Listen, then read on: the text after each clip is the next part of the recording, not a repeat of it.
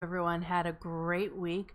This Friday, we are reading Party Boat, written by Paul Anderton, who is one of our members at the Discord group for Twitch Film and also one of our moderators. Thank you so much, Paul, for submitting your script. This is the second script we're doing by Paul. We previously read, I think it was called Hell and Back by him, which went over pretty well, so I've allowed him to have a second script. I know that Paul has done some revisions to the script, but he didn't send it to me in time. So, too bad, so sad. We're going to do the old version, which is why it's going to look a little bit rough at times. I don't think it doesn't look bad to me, but I know there's a few times that there's some notes to himself in asterisks. So, just, bear in mind, he's aware of that, and there is an updated version. I don't even know what that word is, Paul. Magnanimity. Yeah. Okay, cool. So, I'm going to say hello to our table readers. Hello, everybody. Hello. Hello. Hello. Hello. How are you? Who, me? I'm fine. Thank you. How are you? Doing good. Yes. I was asking Cheddar. Oh, well, fine. Obviously. So, Cheddar? I'm good. How about you? Yeah, I'm pretty good. Okay, cool. So we are going to read Party Boat, and I will give a little bit of a disclaimer. We are an adult channel, as in, like, you have to be 18 plus to be viewing us on Twitch. So this is one of those scripts where that comes into play, and I ask that you please leave if you are under 18, because it does have adult subject matter. And we're all adults here, right? Yep. Yeah. No comment. Yes. Yes, I am. Script Chick, I hope you're an adult. I don't know if you read your intro scene, but you better be an adult. I get to play with balls. That's great. Yes, she does. Okay, cool. Potato, are you ready to narrate this? Yes, ma'am. All right, I'm just going to hit record, and I'll let you know when to start.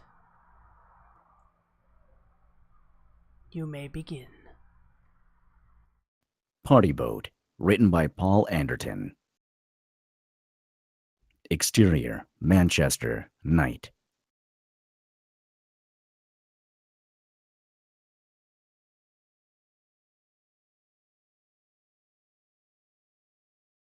Pockets of human drama punctuate the general mood of festivity. An arguing couple, the half-hearted drunken brawl. Some of the characters we meet later may be here. Drew and Alicia causing a disturbance, perhaps.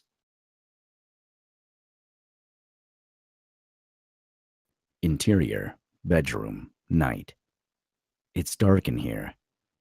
We hear the muffled sounds of a nature documentary talking about the black widow spider. Punctuating the documentary is grunting, the creak of leather, the occasional whimper. Strewn on the floor alongside discarded articles of clothing, there's a pair of handcuffs. Not the fluffy kind, mind you. These mean business. The male approaches the female with extreme care. Being much smaller, it is easily mistaken by the female as prey. Flashes of naked flesh, chains, black leather, PVC. We hear a loud slap, a muffled yelp.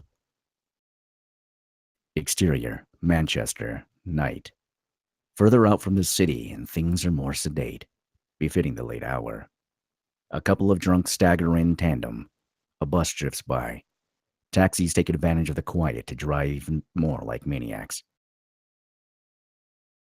Interior, bedroom, night. Jess, a pretty young woman on the bed, a ball gag in her mouth, wrists tied to opposite ends of the headboard. It's hard to tell whether she's enjoying herself or whether she's being held against her will. The male may take a number of days to approach the female in this manner. She's wearing skimpy lace underwear, bra and panties, and her feet are similarly bound, spread-eagling her. Kneeling over her, a wicked grin on his face, is Michael. He's wearing leather hot pants and brandishing a thonged whip. He slaps her chest with the whip and she yelps. You like that, don't you, bitch? She doesn't reply, just writhes slightly. He slaps her again. Don't you? She muffles a reply, incoherent through the gag. You like this more. He leaps on her and starts fucking. In the background, the documentary talks about the spider's elaborate mating rituals. Once he reaches her, he inserts semen through his palps. These are left inside the female. Exterior, house, night. This is a quiet suburban cul-de-sac. The discarded toys from 2.4 children lying in front gardens. Volvos everywhere. All houses shrouded in darkness, except at the end of the road, where the flickering from a TV set illuminates the front room downstairs. Interior, living room, night. This is the source of the flicker in the spider documentary. The living room is stylish, yet given a spooky quality by the flickering TV. The more observant will notice a picture frame with a photograph of Michael and Jess on holiday somewhere sunny. We can hear the sounds of rough sex coming from upstairs. Interior, bedroom, night. Michael is riding Jess hard. She's staring up at him, her lips in a half smile through the ball gag. She could almost be mocking him. He's close to finishing and puts his hands around her throat. The Black Widow is notorious for sexual cannibalism, although it is a misconception that the female always consumes the male. His expression is one of rapture, and he orgasms hard, bucking like a wild horse. He looks down at Jess, his wicked smile back in place, and his expression changes to one of horror. She's not moving. He yanks his hands away, leaving red marks around her throat. Oh, fuck. Jess? He unties the ball gag and tries to lift her. She's limp in his arms. Jess! On this occasion, the male escapes and is free to mate with another female. Interior, hospital room, day. Jess lies in a hospital bed, with sunlight streaming in through the windows. She slowly wakes up, stretching. Oh, put the kettle on, Mike. There's no answer. She tries to sit up, but there's a drip in her arm. Her hand goes up to her neck and her face darkens. Michael? A nurse comes in and smiles. You're awake. No, I'm having a nightmare. What's going on? You were brought in last night. Someone tried to strangle you. Fuck. Yes, he did. But it looks like he made a hash of it. Don't worry. He can't get you here. Where is he? Where's my fiance? Interior, police cell, day. Detective Inspector Peterson is sitting in front of Michael. Mr. Stevenson, says here you're 27. Michael nods. Yes? And Jess Harris is your fiance? Yes. And she's a couple of years younger than you. Yet? What do you mean by that? Where did you get the weapons? What weapons? The cop holds out photographs. A dildo, a pair of handcuffs. These. It's not funny to Michael. I've told you all this already. The cop leaps to his feet and slams his palms on the table. And tell me again. Michael is shocked. I don't think you understand. You're facing various serious charges.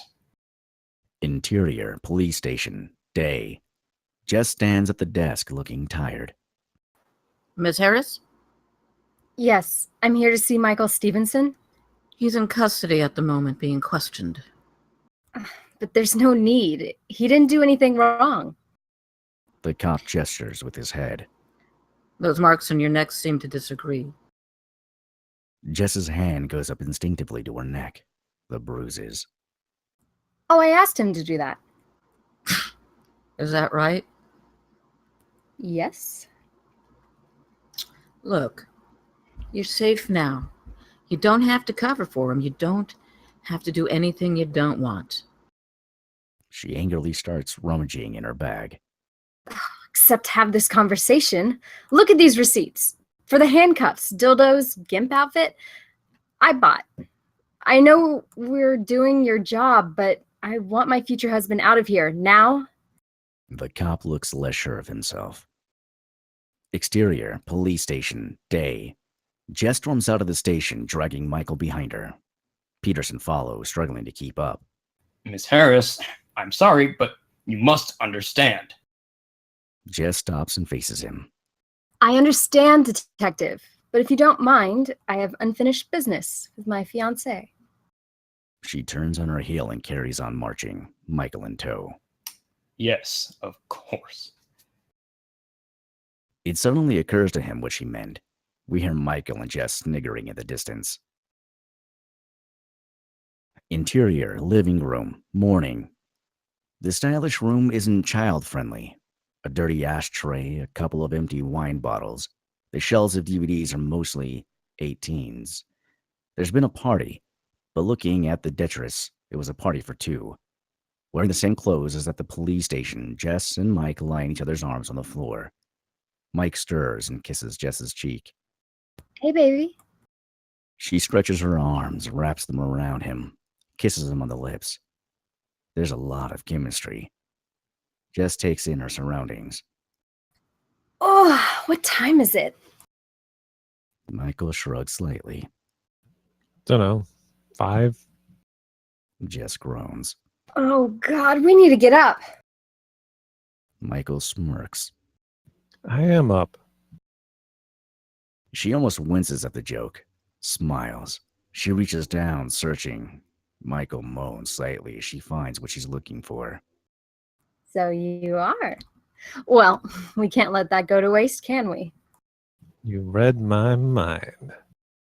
It's not hard. Michael pulls a face. They laugh and kiss. There's a series of shots. They make love. Interior, bedroom, day. Post-coitus, Jess and Michael sit up in bed, the sheets covering their modesty. Jess smokes a cigarette. She sighs wistfully.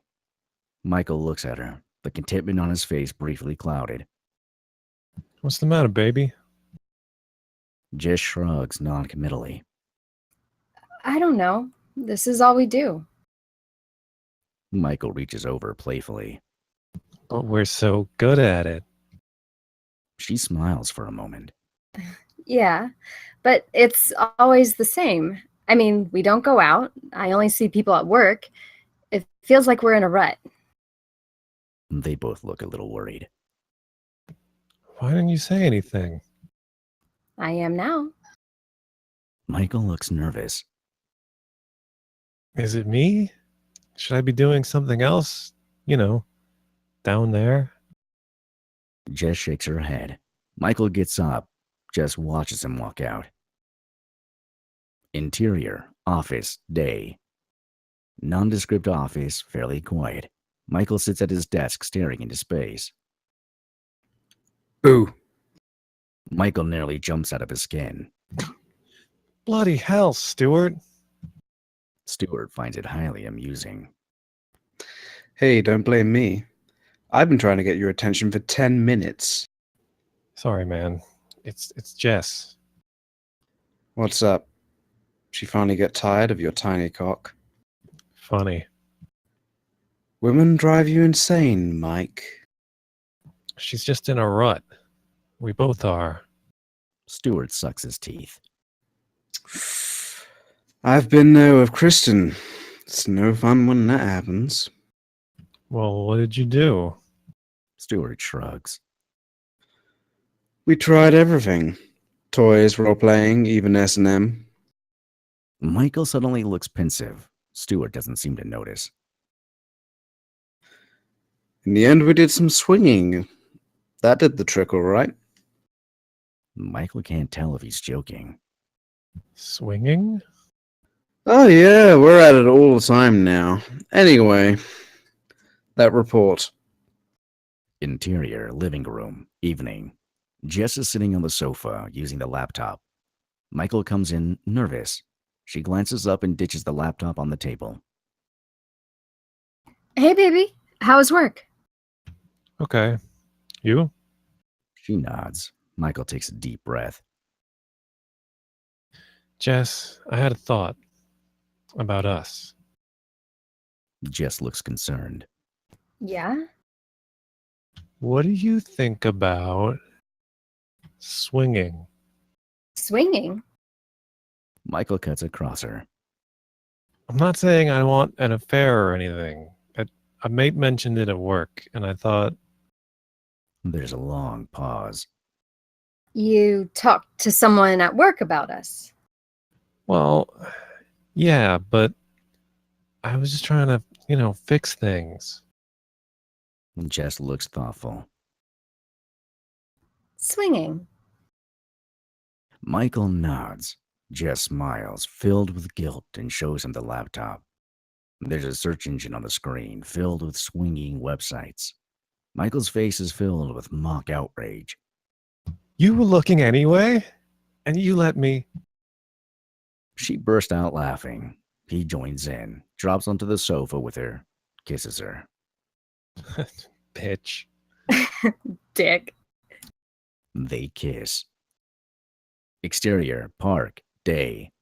Michael sits with Stuart on a bench. So, what's with the cloak and dagger? You mentioned swinging the other day? Oh, yeah, I did, didn't I? He's amused again. So, how does it work? Car keys in a bowl? Stuart is deadly serious. Yeah, that's right. If you time travel to the 70s. Stop it now. Sorry, mate, it's a bit more civilized now. Clubs, parties, holidays. Holidays. You never heard of hedonism? Hedonism 2? Rings a bell. Well, it's that kind of thing. Orgies and stuff. Orgies. Bloody hell.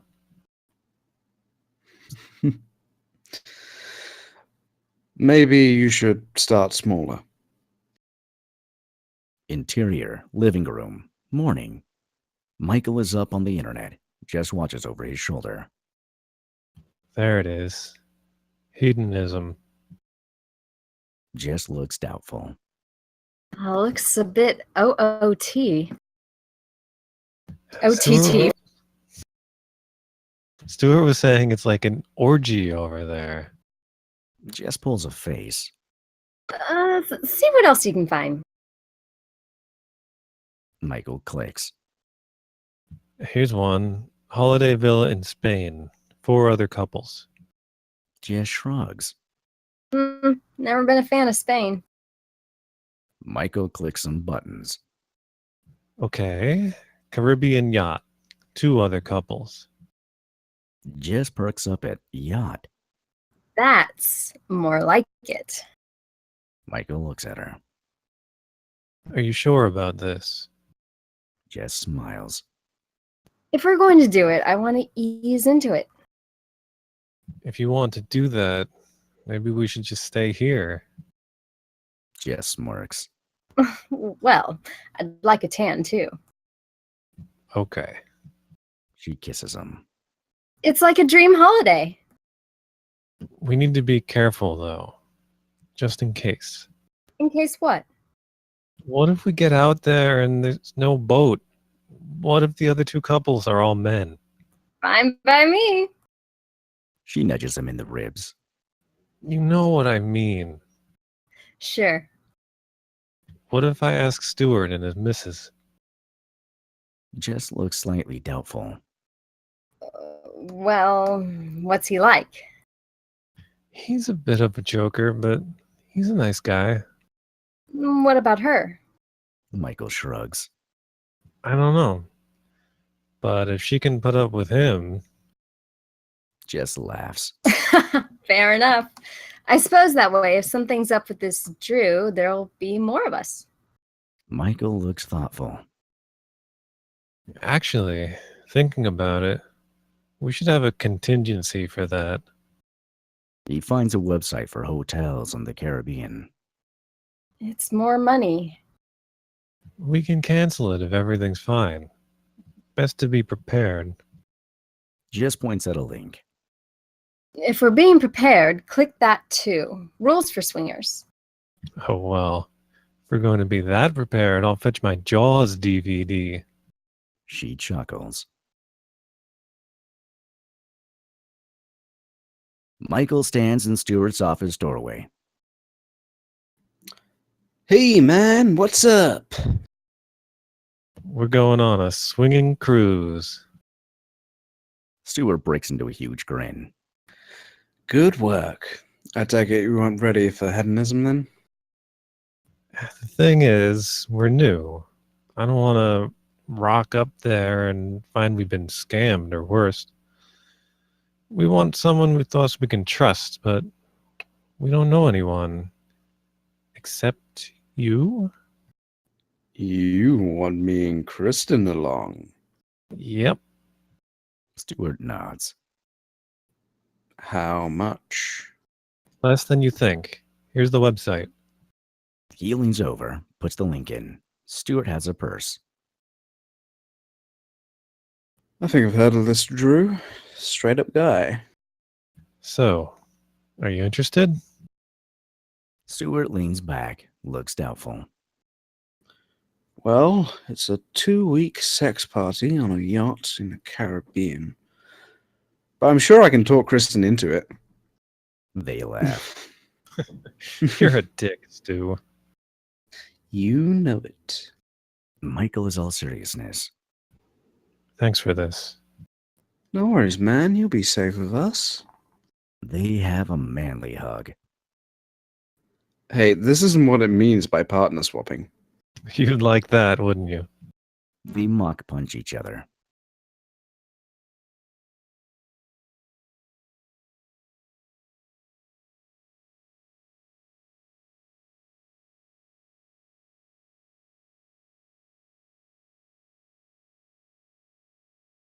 Jess comes back in. You're back early. Packing won't do itself. They went for it? Yep, all sorted. Jess squeals with delight and hops onto the sofa. They start getting amorous. Exterior, airport, day. A big jumbo jet takes off and lands. Exterior, quayside, day. The sun beats down relentlessly. Jess is dressed to the nines, wearing stylish sunglasses and a sarong over a sexy bikini, pulling a flight case behind her. Michael looks less at ease in a t-shirt and Bermuda shorts, lugging a suitcase. It's hot. Yes, that's the point, baby. Where's this fancy boat then? Jess has some paperwork in her hand, and she looks through it as she walks. It'll be around here somewhere. Stewart and Kristen are standing on the jetty. Stewart waves them over. Michael! They walk over. Hey, Stuart. Thanks for this. No problemo. This is Kristen. Kristen's looking them up and down. She lingers over Jess, likes what she sees. Michael and Stewart become aware that the girls are scrutinizing each other. Don't tell me I'm swapping for you, Mike. Michael looks terrified at the prospect. Jessica? From Padworth. Oh, why didn't you say anything? What Stu. about? We went to school together. Seriously? He beams. Small world. He and Jess exchange a pleased look. Hang on a minute. How long have you been here? Stewart shrugs. Not long. We stopped for lunch. Michael's perplexed. You flew on this morning's flight? Jess smirks. They head along the jetty, passing more and more boats. Eventually, they happen upon the yacht, a beautiful catamaran. Holy mackerel. Exterior, deck, day. They board. Drew emerges from the cabin, angry-faced. He's in his 30s, older than the other two men. What the fuck are you doing? This is a private property. Sorry, couldn't help it. You must be Michael and Stuart. I'm Drew.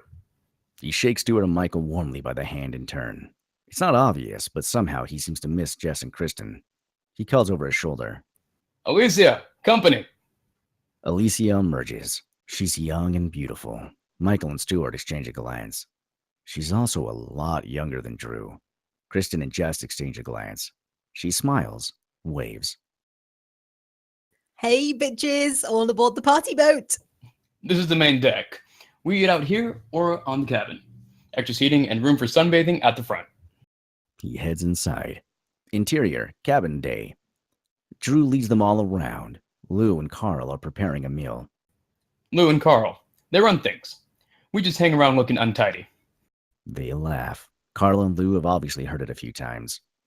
They keep to themselves in the crew's quarters for the most part, but if you need anything, just give them a shout. Drew points down to the lower deck areas. Front and aft cabins, port and starboard. Just help yourselves. They're all overwhelmed. This is incredible. How much was this? Well, you know how it is. Some of us are born lucky. Luck has nothing to do with it. Who do I have to fuck for one of these things? Drew gives her a look, raised eyebrows and lopsided grin. Interior, berth 1, day. This is the port stateroom, sumptuously furnished and dominated by a large double bed. Interior, yacht, evening. The yacht slices through the water. They're far away from port now. Exterior, deck, evening. They all sit around the table, just finished eating.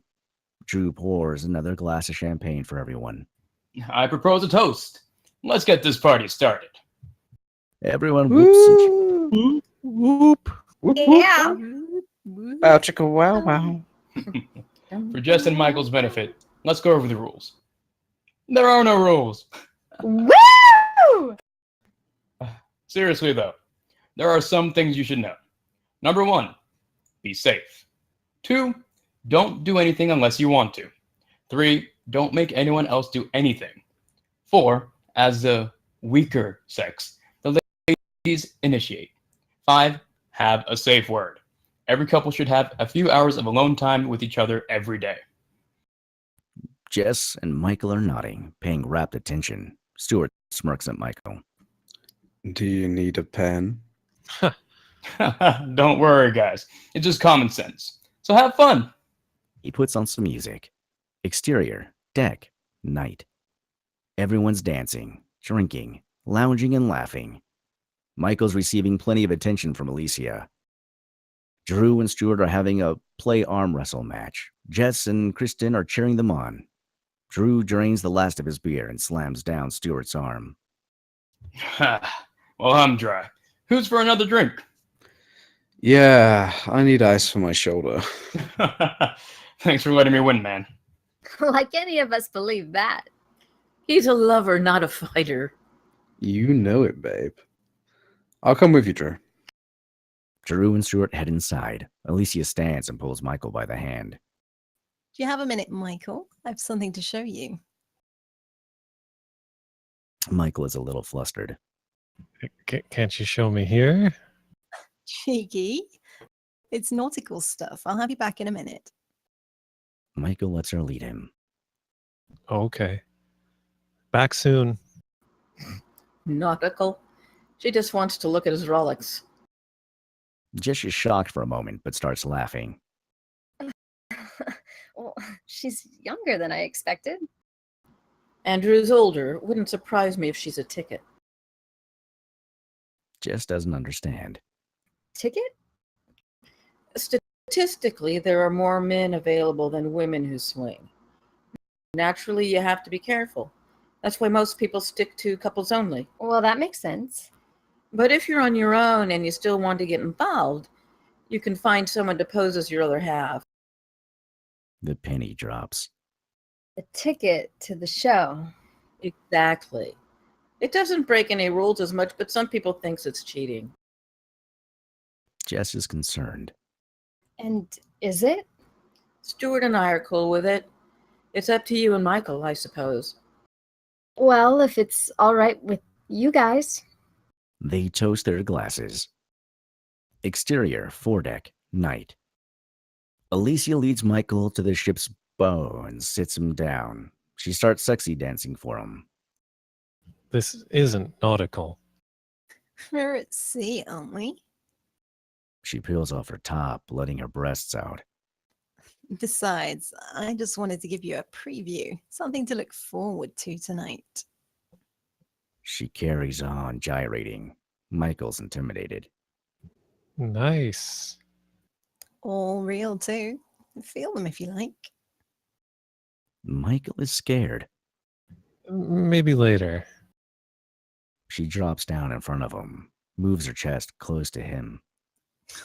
No need to be shy. We're all friends here. She takes his hands and puts them on her chest. Michael nods weakly. Good. Good. Don't be shy. Help yourself. Alicia leans right forward, her lips an inch from him. Nowhere to go, he starts to move forward, lips pursed. Abruptly, she turns her head, lets go of his hands, pulls her top back on. She winks at him. Later, though. Come on. She heads aft. The yacht, night. The yacht glows in the darkness like a beacon. Beacon. The sounds of music and revelry float over the waves. Exterior, deck, night. Drew sits at the table, everyone gathered around him. Well, I think we've broken the ice enough for one night. Oh, is the party over? No, it's time for a new party. Time to make new friends. Kristen immediately sneaks over to Michael and sits on his lap. Drew is amused by the rush. Alicia significantly less so. No fair. I wasn't ready. Looks like somebody's popular.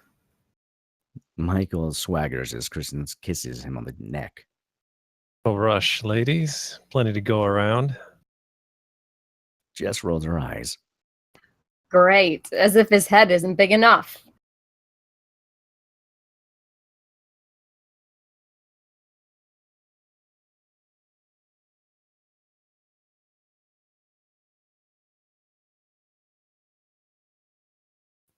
I'll be the judge of that, darling.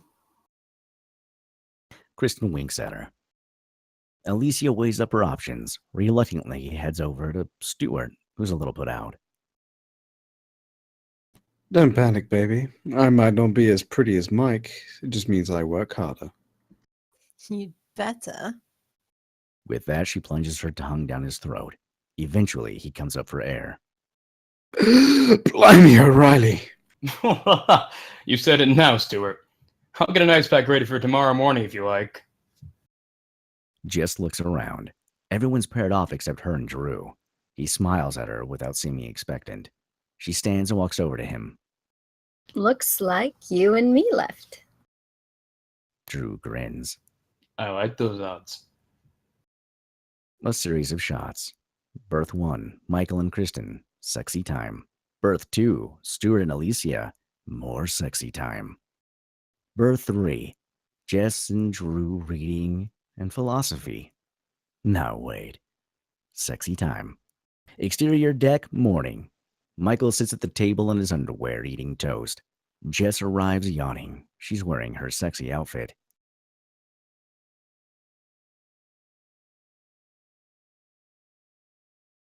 Morning, babe. Morning. So, how was it?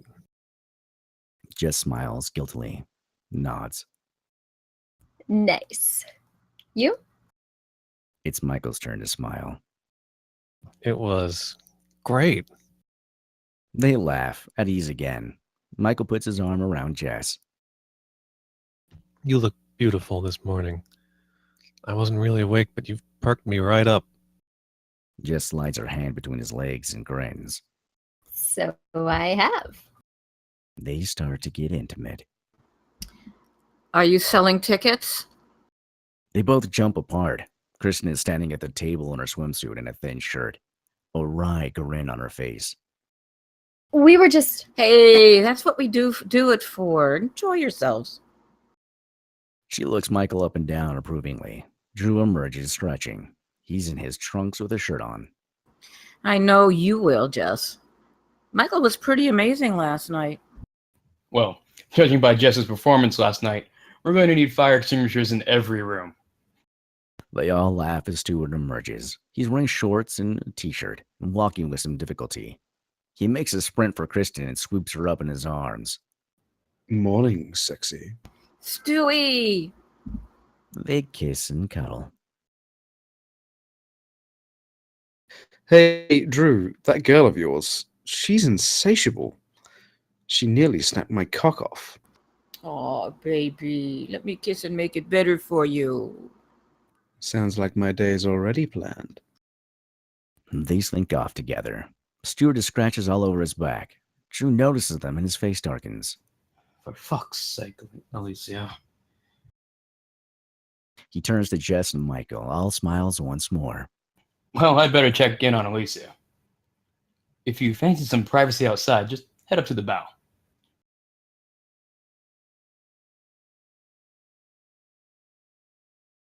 This was a great idea. Yeah. Did you notice? We were the only ones still in our underwear. I feel a bit underdressed. Michael picks her up and starts to carry her to the bow. Funny. I was going to say the opposite. Jess grins wickedly. Exterior, foredeck, day. The three girls are sunning themselves on the deck. This is the life. You've got that right. Alicia gets up, starts to head for the galley. I'm getting a drink. Do you want a thing? Thanks. Martini? Martini girl, eh? I like it. How about you, Kristen? It's a bit early for me. Can I just have a Coke? So it's a martini for Jess and a Coke for my grandmother. They all laugh. She walks off. She seems nice enough. Yeah, although you didn't see her face when you jumped on Mike. What can I say? You snooze, you lose. Jess chuckles. So, do you think she's what is it? A ticket? Yeah, I reckon. I don't mind. She's not breaking any rules. Hey, Drew said there weren't any rules last night. And then he gave you a list. It's good that he knows. Alicia returns with a tray of drinks. Here you go. Don't be expecting this all the time. Drew asked me to be extra nice to you on your first day. Tomorrow you bring me drinks. Jess and Kristen exchange looks. Exterior, deck, day. The three guys are playing Texas Hold'em around a table, using matches to keep score, and lubricating themselves with bourbon. Michael's winning. Stewart's losing. Big time.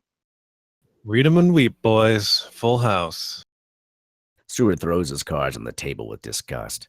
Oh, for the love of Pete. Congratulations, Stu. You're officially the worst player in the world.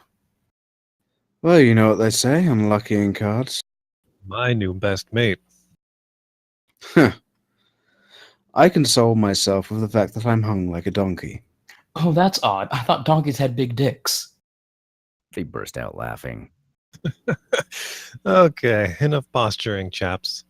I just wanted to say thanks to you both. I didn't know what to expect, but you and your other halves have made it feel like we belong. When we were making arrangements for this trip, I feared the worst. Well, you do, strangers and all. No offense, Stu. Stewart waves a magnanimous hand. I even had an exit strategy planned. Hotel in Nassau. Shit, I haven't canceled it. Bollocks. It'll be fine, Mike. I'll skirt with them when we get back if you like. Besides, with that speech, you've made my day. More for me and Drew if you're gay. You wish. Mind, looking at your cards, you need all the help you can get. Ladies. Stewart and Michael look wistful. Ladies. Ladies. As one, they get up. Exterior, yacht, day. The boat slows near a tiny island. Exterior, bridge, day. Drew is at the wheel. Lou and Harvey are manning the rigging. Lou and Harvey are manning the rigging. Let's anchor here. Harvey nods. He and Lou spring into action. Exterior, yacht, day. The boat drops anchor. Exterior, deck, day. Drew waves to the others. Here we are, our own private party island. The others whoop. Woo! Ew! Whoop. Exterior, shore, evening. They're having a party on the beach. Alcohol, music, nibbles. Spin the bottle is going on. Your turn, Stuart. Stuart reaches down and gives the bottle a spin. It turns and turns, ending on Jess. Jess. Jess grins and leans forward. Spinner's choice. Stuart thinks for a moment, then smiles wickedly. You know, I've never had my toes sucked. Jess pulls a face. Oh, come on. You afraid? No, they'll be sandy. Come on, Jess.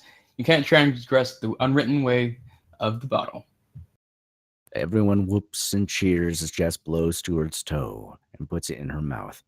Stuart closes his eyes with rapture.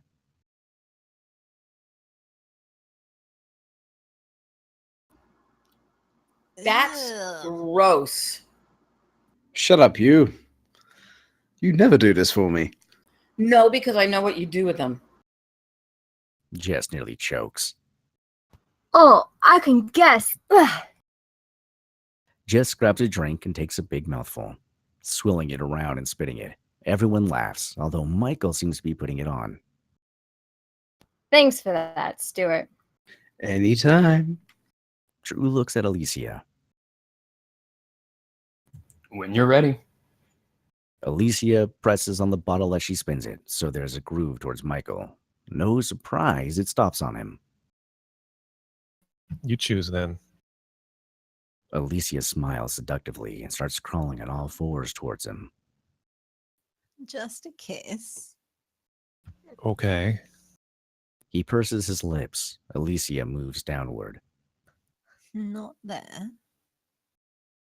To the other's whoops, she disappears down below for a few moments. Michael moans with pleasure. Alicia goes back to her seat, smiling and wiping her mouth. My turn. He spins the bottle. Again, it stops on Michael. There are oohs. You know the rules, man.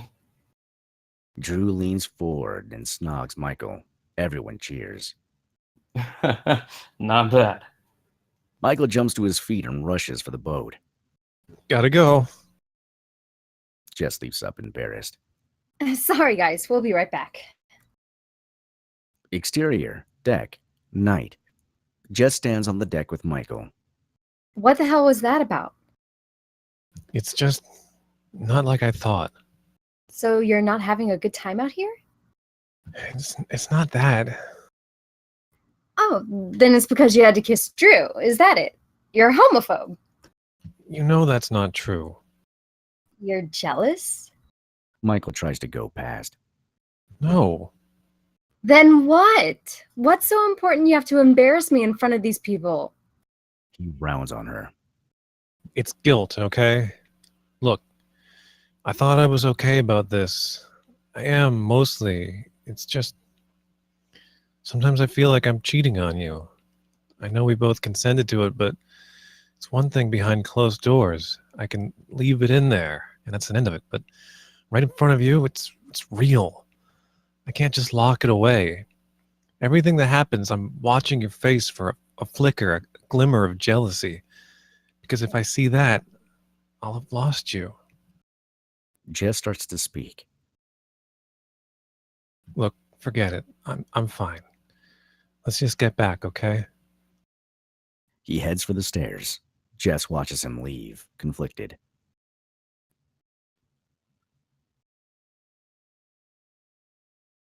Exterior, shore, night. Back on the beach, the shenanigans continue, more racy than before. Kristen is alternating between kissing Drew and Stuart. Alicia has her top off and she's jiggling for Michael. He exchanges a look with Jess as she returns from the boat. Stuart leaves Kristen to Drew and sidles over to Jess. Without a word, she wraps her legs around him and starts kissing his neck. Michael looks over at her. Alicia pulls his attention back to her, kisses him. Interior, berth 3, night. Drew carries Kristen into the bedroom, her legs around his waist. Interior, berth 2, night. I can't believe him. He tells me he feels guilty, and then he jumps straight in with Alicia. He's only playing the game.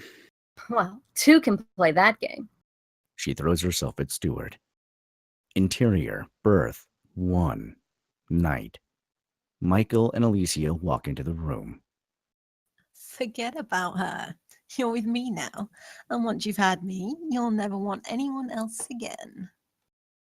She throws him on the bed and tears off his clothes. A series of shots. Berth 1, Michael and Alicia, rough sex. Berth 2, Stuart and Jess, angry sex. Berth 3, Kristen and Drew.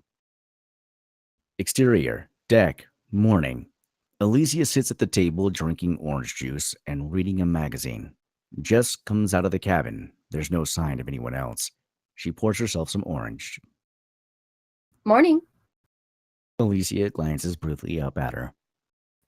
Hey, We didn't really get a chance to get to know each other yesterday. Alicia looks back at the magazine. no. Jess looks flustered. So, how long have you been with Drew? Alicia looks up, tosses down the magazine. I'm not a fucking ticket, if that's what you mean. No, I mean, I didn't mean that at all. I'm just making conversation. If you must know, we've been together a couple of years now. That's nice. He's a great guy. Alicia softens a little. Thanks. So, do you live on the boat? God, no. Do you have any idea how much these things are to run? Berthing, maintenance, you name it. No, during the high season, we fly back to England and rent it out. It more than pays for itself that way. Sounds like a good deal. How much is a yacht like this? Alicia laughs. You'll be out here on your own at this rate. Jess smiles. Maybe. She looks around. Say, where's Mike? Alicia frowns. Did he not crawl back to you last night? He left around 2. No, I was with Stuart all night. I bet he's fucking that Kristen. I knew she couldn't wait to get her claws back into him. Jess stands up. I need to find him. Alicia nods, smiles. Interior, berth 2, morning. Stuart lies on the bed, relaxing. The door is flung open, revealing Jess. Stuart jumps, gets to a sexier pose. Jess, hi. Back for seconds. Have you seen Mike? Stuart adjusts to a new pose. Sorry, ladies only when I'm in here. I don't like to share. Jess ducks out again. Jess? Interior, berth 3, morning. Kristen and Drew are having sex. Jess opens the door, startling them both. Hey, Jess, come on in. Mike's missing. Coitus ceases. What? There's no sign of him. Alicia hasn't seen him since 2. Drew pulls some clothes on, Kristen following suit. I wouldn't worry, chick. He can't get very far. Stuart comes in, buttoning his shirt. Still no sign? Jess shakes her head. Exterior, deck, day. They emerge. Jess looks worried. Could he have fallen in? First things first. He's not below, so let's make sure he's not tucked away on here somewhere. Lou, Carl, Lou and Carl pop down from the bridge. is Michael up there? Nope, just us. Can you check the crew berths? Lou nods. They all look around. Stuart notices something on the shore. He points. There. Behind an outcropping, a pair of feet can be seen. Mike! She jumps into the water and wades to land, followed by everyone else. Exterior, shore, day.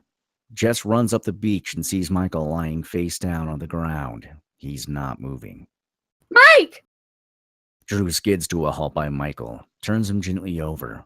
He's breathing in ragged gasps, and he's very pale. Oh, thank God. He's okay, Jess. He's okay. As Drew speaks, Michael starts to convulse, having a seizure. Stuart is there too. What the hell? Fuck. The seizure stops. Michael opens his eyes with difficulty. Where? It's too much. He passes out. Come on, let's get him to the boat. Stuart and Drew gently lift Michael and carry him rapidly down the beach, Jess holding his hand. Alicia and Kristen catch up and see Michael. Fuck. What happened? Drew shakes his head. Let's just get him in the room. Sorry, this party's over. They carefully take him up the steps onto the deck. Interior, berth All right. 4. That Day. is halfway point. Drew and Stuart lower Michael gently onto the bed. He twitches slightly. Jess sits down next to him, holding his hand. Drew carefully feels around the back of Michael's head.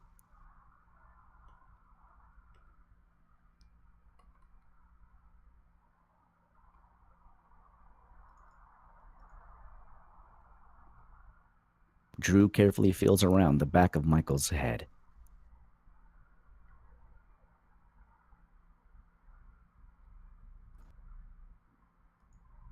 Well, he doesn't seem to have hit his head. Don't worry, Jess. We'll get him to a hospital in a jiffy. He turns and rushes out of the cabin, shouting. Carl, Lou, weigh anchor, now! Alicia follows him out. Kristen and Stuart stand awkwardly, looking at Michael. Jess looks sadly up at them. It's fine. I'll stay with him. Kristen nods, pulls Stuart away with her. Come on, let's get some breakfast. Do you want anything, Jess? I'm fine. Maybe a glass of water later? Kristen nods, ducks out of the door. Jess looks down at Michael, squeezing his hand. Yacht. Day. This yacht is really speeding. Exterior. Bridge. Day. Carl is piloting the boat. Lou sits next to him. They both look grave. Thank you.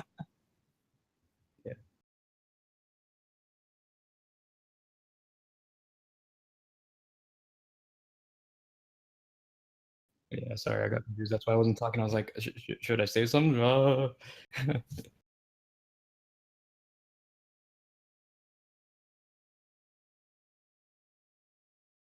Thank you.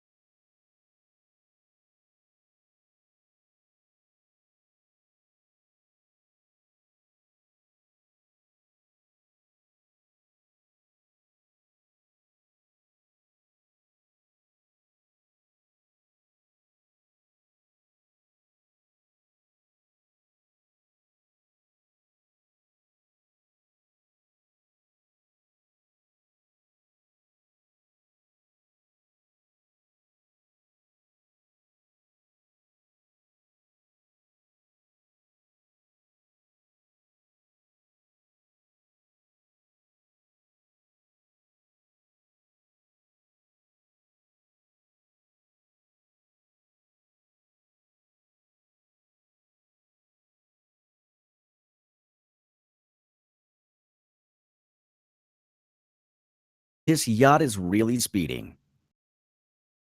Exterior, bridge, day. Carl is piloting the boat. Lou sits next to him. They both look grave. Exterior, deck, day. Kristen, Alicia, Drew, and Stuart sit around the table. The mood is somber. Well, this is just great.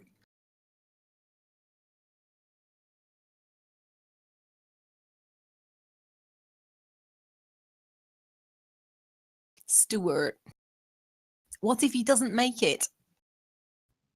Everyone turns to look at her. Drew here. sighs, raises a hand. He woke up. If it had been really bad, he'd never woken up. We'll get him and Jess to the hospital. They can check him out. He said he had an escape strategy all worked out. They can stay there until he's okay to go home. We'll settle this. We'll settle them in and come back out, if you all agree. And if he's okay. And if he isn't. We haven't done anything wrong. He must have a condition or something. Drew looks irritable. I wasn't going to say, we'll wrap it up, go home.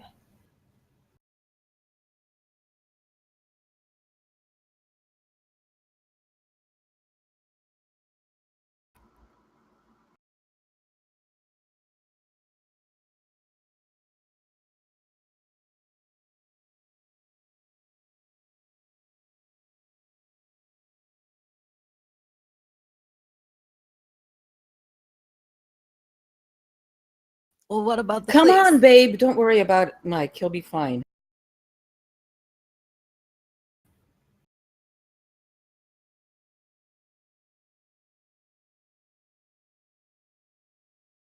Well, for Christ's sake, calm down, everybody. It's not happening. He's okay. Jess is at the door. Everyone sees her. Hey, How's he doing? Jess shrugs. I don't know. Okay, I think. I'll stay with him, though. What a mess. I'm so sorry. Drew puts a hand on her shoulder. There's no need to be sorry. This isn't anyone's fault. That doesn't fix the holiday, does it? Stuart passes her a glass of water. She takes a sip. Look, don't worry about it. We'll stay at the hotel when we get back, and you can come back out. You guys should be having fun, not worrying about us. They start to speak together, but she holds up a hand to silence the protests. No, it's not fair. At least we can still have a holiday, even if it's not with you. We wouldn't even be here if I hadn't insisted. We should never have jumped in the deep end. It's all my fault. She breaks down. Kristen is up and comforting her. Come on, babe. Don't worry about Mike. He'll be fine. Of course he will. He's tough as old boots, is Mike. Yeah. I'll have Lou bring you some food in a bit, and let you have some privacy. Jess nods. Sorry about this. Drew puts his arm around her. No need to apologize. See y'all later. Sorry. Jess heads inside. No one speaks for a moment. It's a shame. She was a great shag. Kristen and Drew look shocked. Alicia sniggers. Oh, shut the fuck up, Stuart. Sorry, Jesus, just trying to lighten the mood. Well, it didn't work. Stuart sighs and gets up. I'm going for a sunbathe. Anybody coming? Yeah, why not? There's nothing we can do.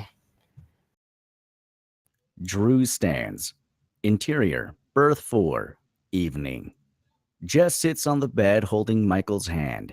There's a gentle knock at the door. Yes? The door opens and Lou comes in with a glass of water. I thought you might be thirsty. Jess accepts it gratefully. Any changes? Jess shakes her head. I don't understand it. There was nothing wrong with him yesterday. What's his medical history like? There's nothing. It's totally out of the blue. I'm sure he'll be fine. She gives Jess a hug. Do you want anything? Coffee. Jess and Lou look around. Mike? Michael stirs, opens his eyes slightly. Jess? I'm here, Mike. Jess looks joyfully at Lou, who grins and runs out. Exterior, deck, evening. Alicia, Stuart, Kristen, and Drew are playing cards. It's quite muted. Lou bursts in. He's awake! Interior cabin, evening. Kristen, Drew, Alicia, and Stuart sit around the table. Jess comes up from below. The others look expectant.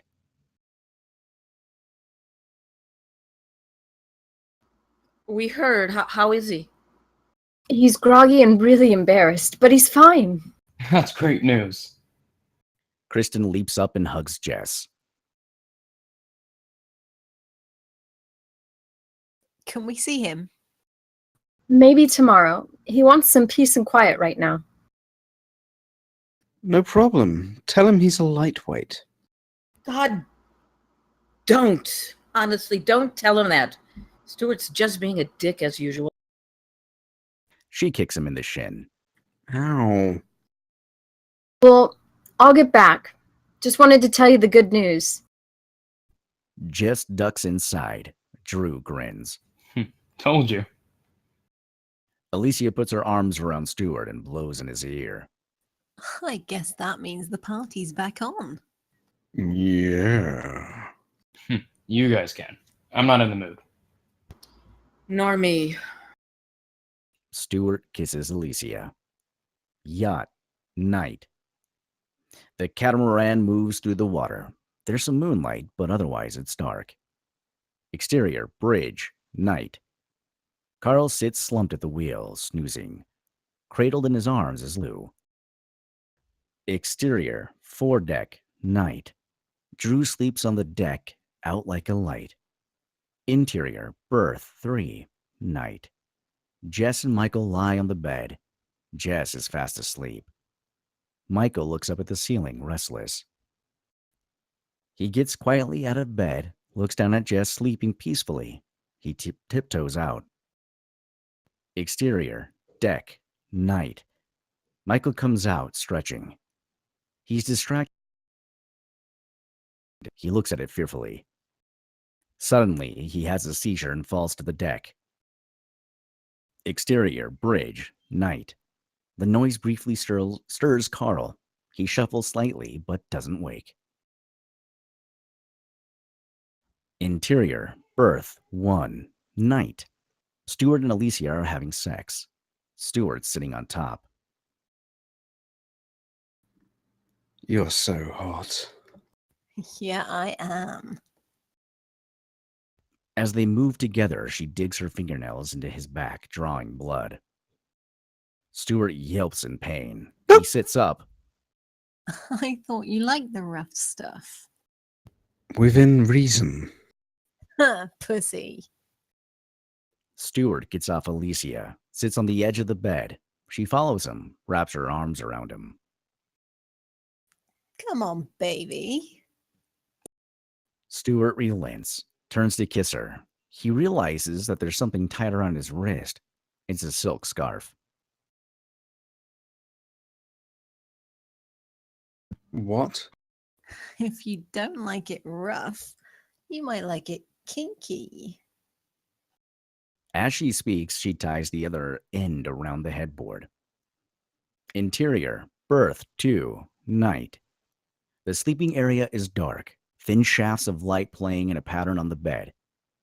Kristen is sleeping in the room, her figure clearly defined beneath the thin sheets. The door opens. She stirs. There's someone in silhouette. Who's there? It's me. Michael. Michael, it's nice to see you up. He crosses the room and slides beneath the sheets with her. He has a nervous twitch. I need you. Kristen doesn't need asking again. They begin to make love. Interior, berth 3, night. Jess is dreaming. Michael? Mike. Interior, berth 2, night. Michael and Kristen are still making love. Kristen stops, pushes him away. Sorry. She gets up to look out of the porthole. You should be with Jess right now. She'll be worried. I would be. Besides, how will she feel if you come out of a coma and I'm with the first one you want to be with? I get jealous. Stuart seeing him with Jess and Alicia drives me crazy, knowing I get him back at the end is the only thing that keeps me sane, you know? All this swinging, his idea, of course.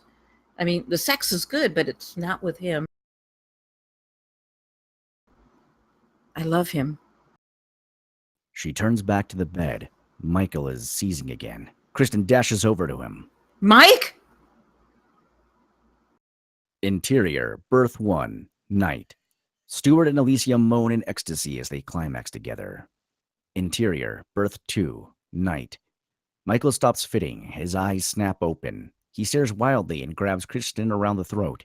She struggles, but his grip is remorseless. She kicks him in the balls, tumbles backwards. Michael stands over her, blind with rage. She chokes for breath, clutching her throat. His voice is a growl. What have you done to Jess? Where is she? You're trying to make me cheat on her. He finds a sharp-looking ornament in his hand, and he brings it down. Hard. Blood flies. Covered in blood, Kristen tries to crawl away. Michael rains down blows again and again. Interior, berth 1, night. Alicia and Stuart climax. She howls. Exterior, foredeck, night. Drew stirs in his sleep. He isn't having good dreams. Interior, berth 2, night. Drew stands over the body, blind with rage, the ornament hanging loosely by his side. Blood drips from it onto the bed. He drops the ornament and steps off the bed. Interior, shower cubicle, night. Michael staggers into the shower, washing the blood off himself. He sways back and forth, his body twitching occasionally. His face is still contorted with rage and confusion. The last of the blood disappears down the drain. After a moment, he comes to. He looks around, confused.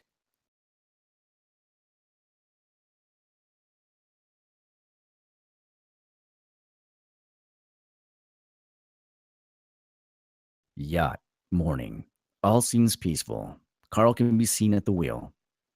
Interior, berth 1, morning. Stuart wakes up, stretches. Alicia is asleep next to him. He looks down, there's blood on the sheets. He yelps with shock. He tries to get up, but he's tied down. Fuck me. Alicia stirs, looks at him hungrily. Okay. Stuart looks at Alicia. Are you going to let me go? I don't know. I like having a sex toy. Stuart stares at her.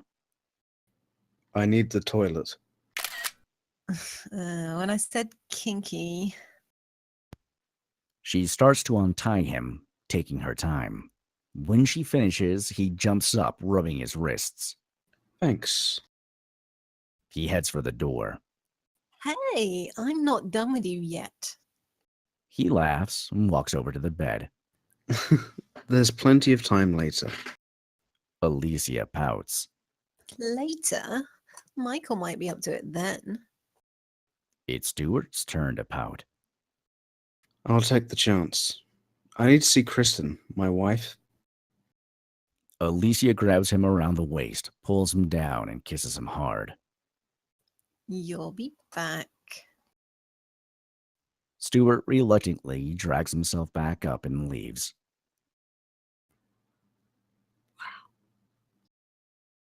Interior, berth 2, morning. Stuart comes in.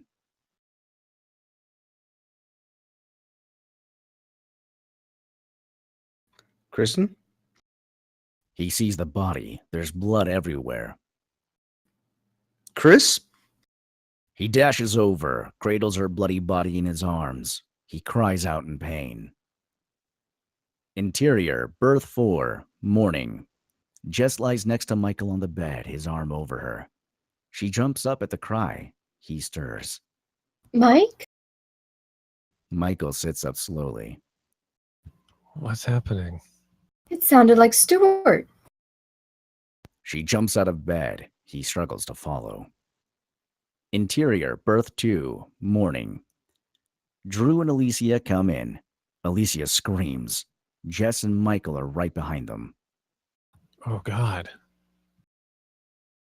Stuart is rocking back and forth, still clutching Kristen's body. Stu, Chris. Drew steps forward. come on, mate. I'm not leaving her. Come on. Let her go. Drew helps Stuart off the bed, leaving the corpse. He leads her to Alicia and Jess. Get him out of here. The girls lead him out.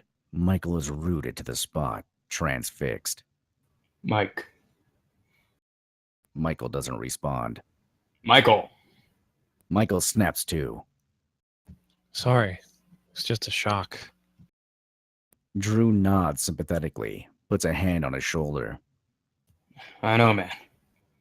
But we need to keep it together for Stuart and the girls. Are you up to it? After a moment, Michael nods. So what are we going to do? We can't leave her like this. Drew looks down at the scene. Use the sheets. Wrap her up. They carefully move forward and start to wrap up the body. Drew stops, looks out the window. What's up?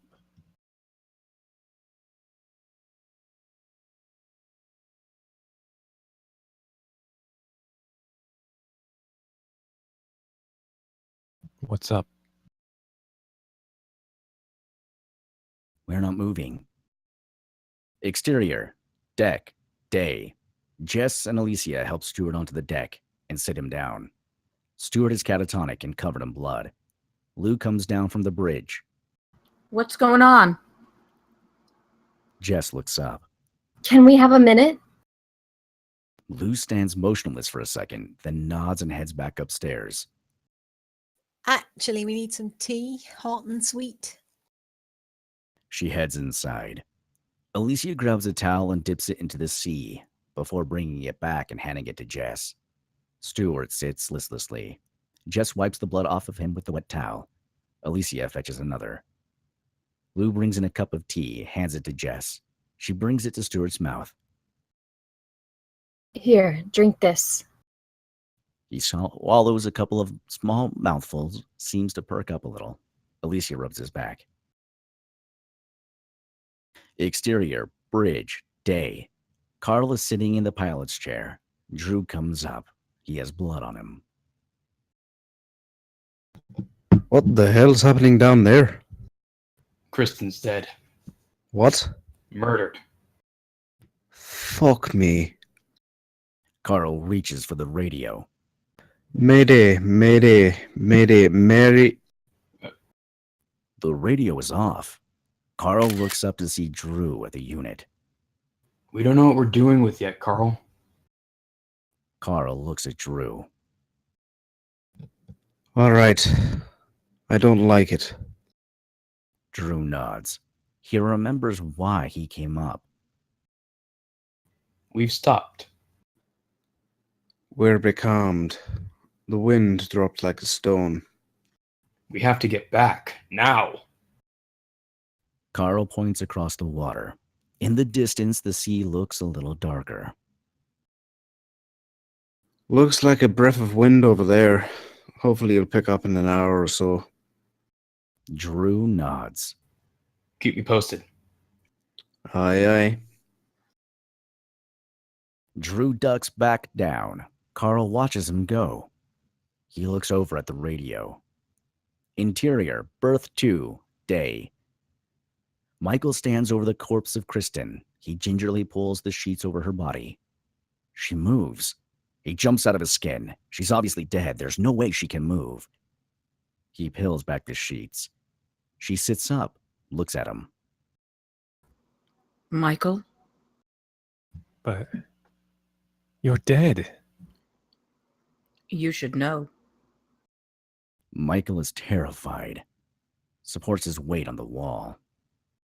I should? She gets up, walks over to him. He stumbles backwards. You killed me. You fucked me, and then you killed me. Michael covers his face. No. Kristen whispers in his ear. How does it feel, killer? Are you a big man with blood on your hands? Shut up. He uncovers his eyes. Kristen is still wrapped in sheets on the bed, unmoving. Killer. He stumbles out of the room. Exterior, deck, day. Stewart is distraught. She can't be dead. She can't be. Jess puts a hand on his shoulder. I'm so sorry, Stuart. We're on holiday. This can't happen. I haven't spoken to her since last night. I don't even remember what I said. Something pointless, probably. She always calls me a dick. I should have been with her last night. Hard to know, Stuart. That's just it, though, isn't it? No one knows. I thought she'd be here today. We'd be together, and now... Now she's dead and I'm alone again. Stewart begins sobbing. Interior, cabin day. Drew is watching Stewart from inside, clearly distracted on his way down to the berth. Michael rushes up, almost crashing into him. Hey, hold up. I was coming down. What's up? She's... I don't know. Drew grabs him by the shoulders. Pull it together, Mike. We have enough to deal with. Come on. He heads outside. Michael grabs a glass of water and drinks it, hand shaking. Exterior, bridge, day. Carl listens intently. Lou comes up. It's I can't hear anything. not our business. And they haven't said anything to hear. Let's lay low for a while. We're best out of it. Lou holds Carl. They huddle together on the floor of this bridge. Exterior, deck, day. Stewart is pacing back and forth, gesticulating wildly. The others are watching him. Drew by the door. She wanted me to tell you what a great time she was having. She felt too self-conscious. And then one of you fucking murdered her. Stewart rounds on him. She was with Michael the first night, and I was with Alicia. That drove you mad and you killed her. Calm down, man. Stewart is near hysterical. Michael staggers out of the cabin. Was it you? I was with Jess all night. He twitches as he speaks. There's something slightly shifty about his demeanor. You're lying. Look at you. He pushes Michael. Fuck you. Michael walks back inside. Running away? Come back here, you fucking murderer. Stewart pushes him in the back. He stumbles into the cabin. Interior, cabin, day.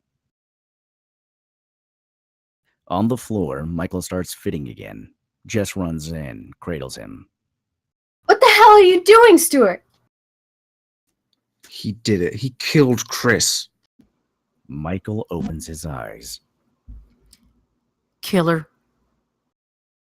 He shoves Jess out of the way and dives at Stewart. They both crash against the galley area.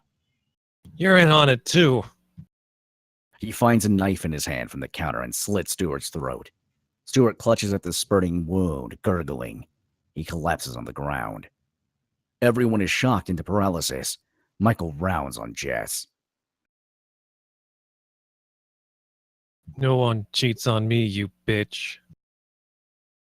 He lunges at Jess. Drew is behind him, pulls him away and shoves him onto the deck. Drew grabs Alicia and Jess and pulls them toward the bedroom. Come on. Interior, berth 1, day. Drew leans against the door with all his might. It shakes as Michael repeatedly bangs against it on the other side. Mike, calm down. You're dead, you fucker. Mike, it's me. It's Jess. You whore, I'll fucking kill you too. Mike, please. This door is not going to hold for long. Mike, listen to me just for a minute. Interior, cabin, day. Michael relents for a moment. Go on then. Make me listen. Jess tries to think fast. Mike. She pauses, looking frantically at Drew and Alicia. They silently egg her on. Look, I'm sorry about the other night.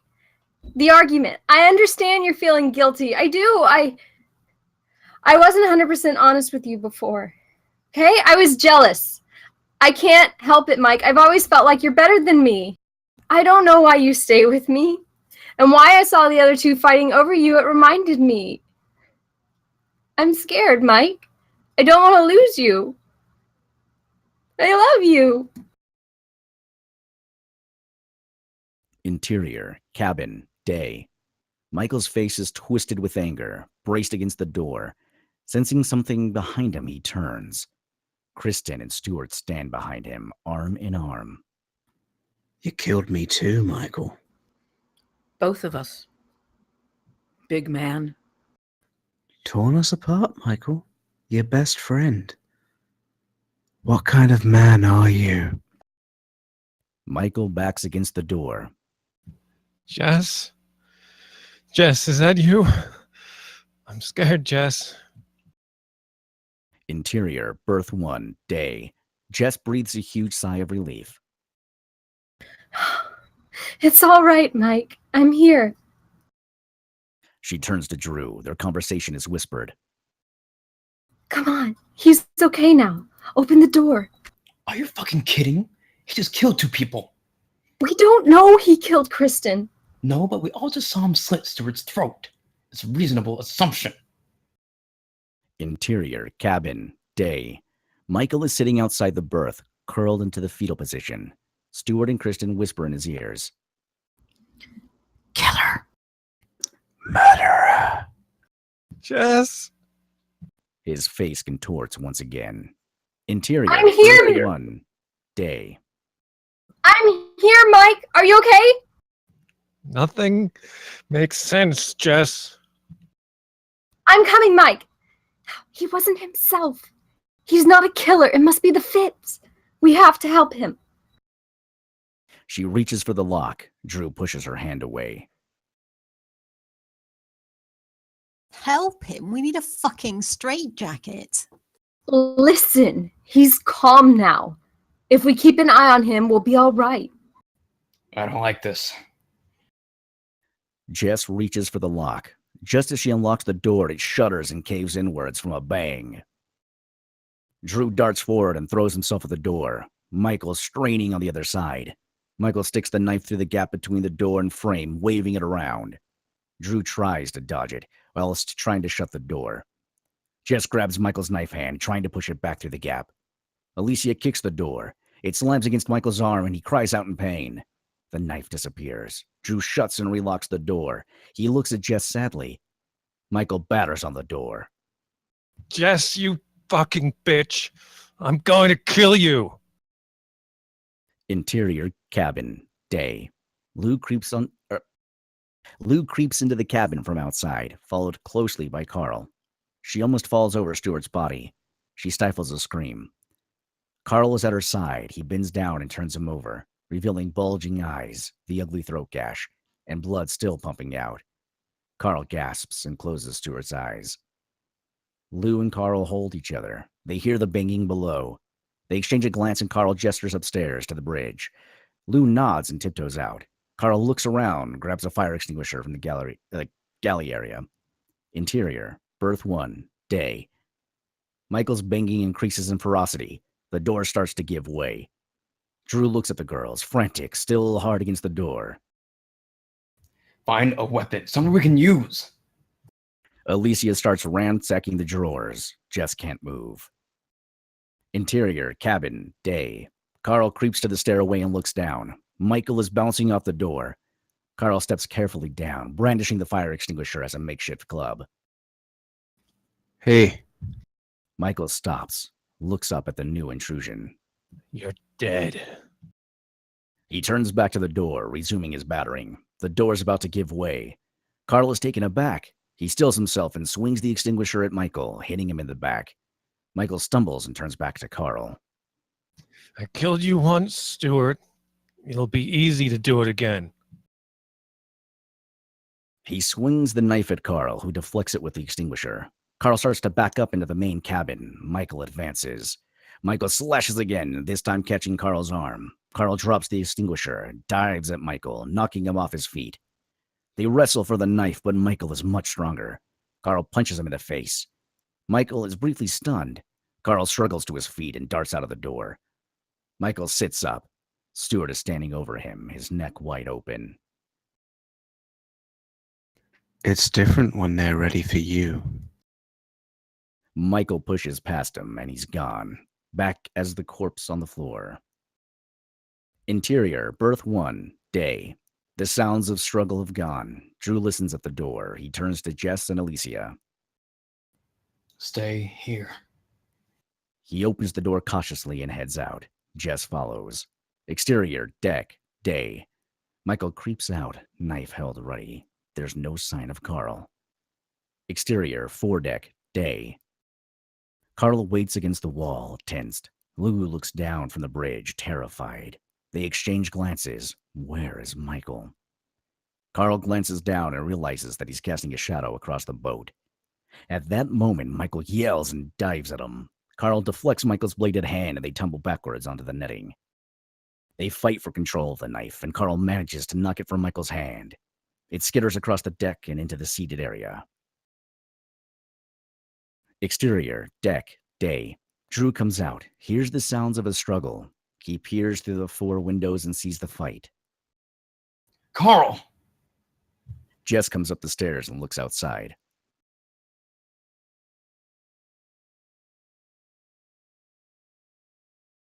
Mike, no! Drew darts out of the door. She follows. Exterior, foredeck, day. Both hands now free, Michael gains the upper hand. He shoves Carl to the floor and drops onto him, punching him in the stomach. Carl! Carl kicks Michael feebly away. Michael tumbles into the seating area. Drew emerges from the aft deck, followed by Jess. Carl watches. Mike doesn't emerge. Carl struggles to his feet and peers over the edge. He looks up at Lou. Smiles. I'm okay. Mike leaps out of the seating area and plunges the knife into Carl's stomach. He goes down slowly. Lou screams. Drew throws himself at Michael. The fire extinguisher spins away into the seating area. Michael and Drew fight. Michael is winning. He elbows Drew in the face. Drew falls to the ground. Michael stands over him, about to stamp on his forehead. Jess tries to pull him away, knocking him off balance. Michael turns to her and puts his hand around her neck, squeezing. She struggles for breath, slumping in his grip. Drew's behind him, raises the fire extinguisher. He strikes Michael across the back of the head. Michael stumbles, lets go of Jess, who falls to the deck. Michael groggily turns to face Drew, who strikes him again. He falls over the side of the boat. Jess struggles to her knees. She reaches out, her voice a croak. Mike! Drew sinks to his knees, exhausted. Jess looks over the side. Michael floats face down, blood spreading from his head. He's obviously dead.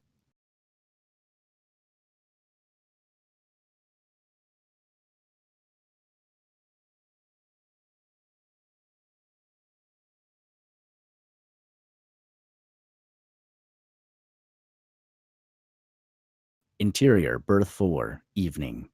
Jess sits on the bed, one of Michael's t-shirts in her hands. She isn't moving. Her eyes are bloodshot. There's a knock at the door. She doesn't react. Jess? She doesn't respond.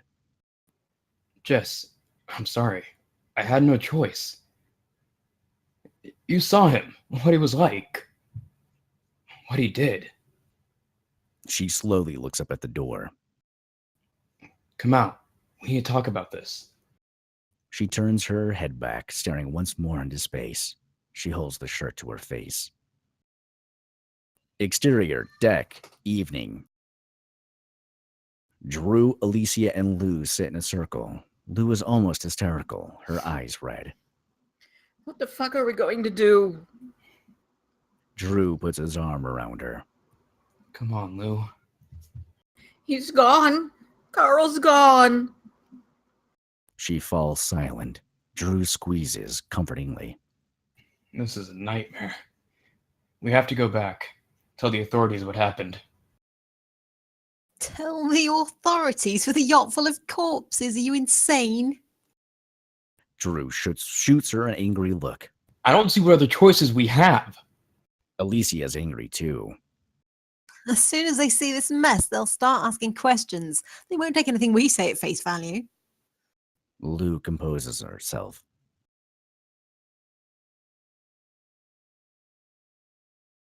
Lou composes herself. They'll think we killed them. And you did, Drew. You killed Michael. Fuck you, Alicia. She's right. Jess is in the doorway.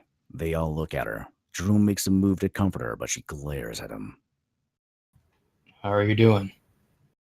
How the fuck do you think I'm doing? You killed Mike. Mike killed Carl and Stuart and Kristen. Lou looks angry. Jess reels, her expression filled with anguish. Yes. She puts her head in her hands. Drew gets up, puts his arms around her. This time she doesn't resist. He helps her to a seat and sits back down himself. Okay. So we can't go back like this. What do we do? They fall into silence.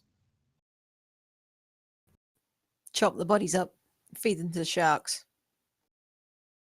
Everyone looks shocked. Jesus, Alicia! Well, we can't just throw them overboard. We could. Can we use a propeller? Make them look like accidents? God, I heard about someone dying that way once.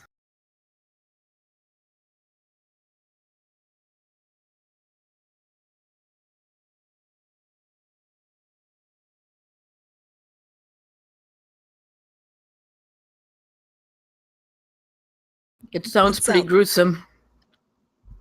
We don't have a propeller. Drew looks at her.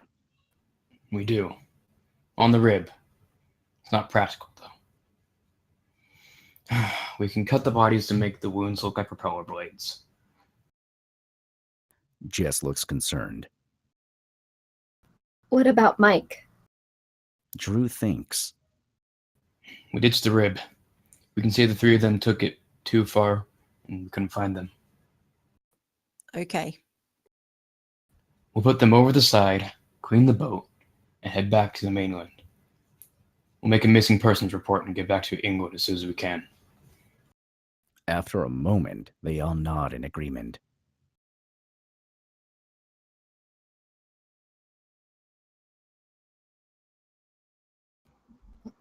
We haven't a choice.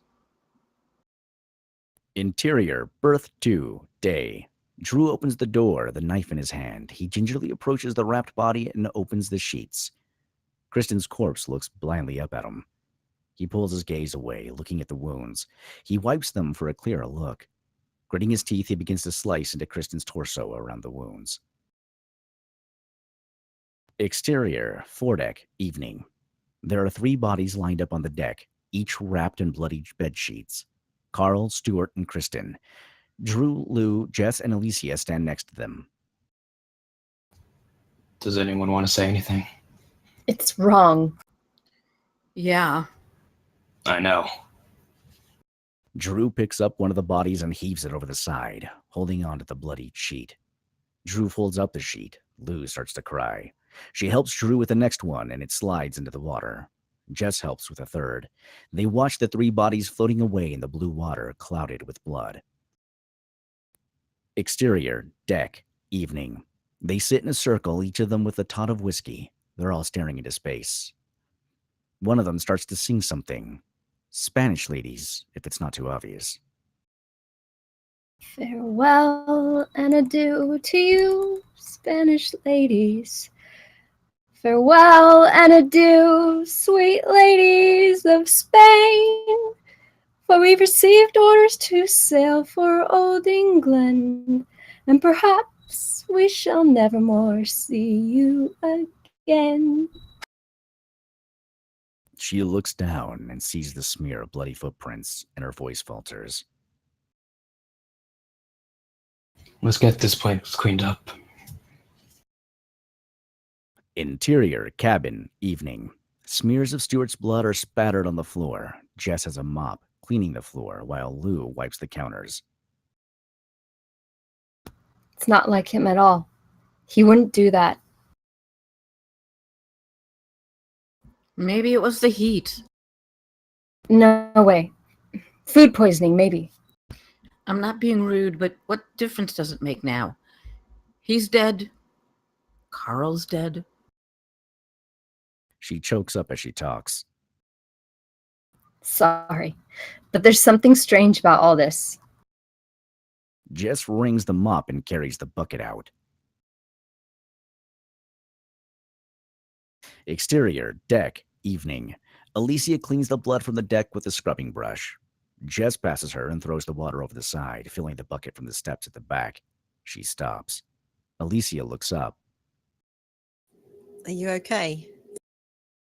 Last time I saw him was here. Alicia gets up and holds her. It's all right. Nothing will ever be all right. I just don't understand. Jess looks at her intensely. I do. What? It's obvious. He'd been brainwashed. It's the only explanation. But who? How? I read, you know. It's all Heishi voodoo.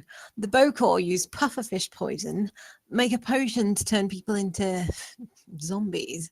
It doesn't kill them, it just makes them easy to control.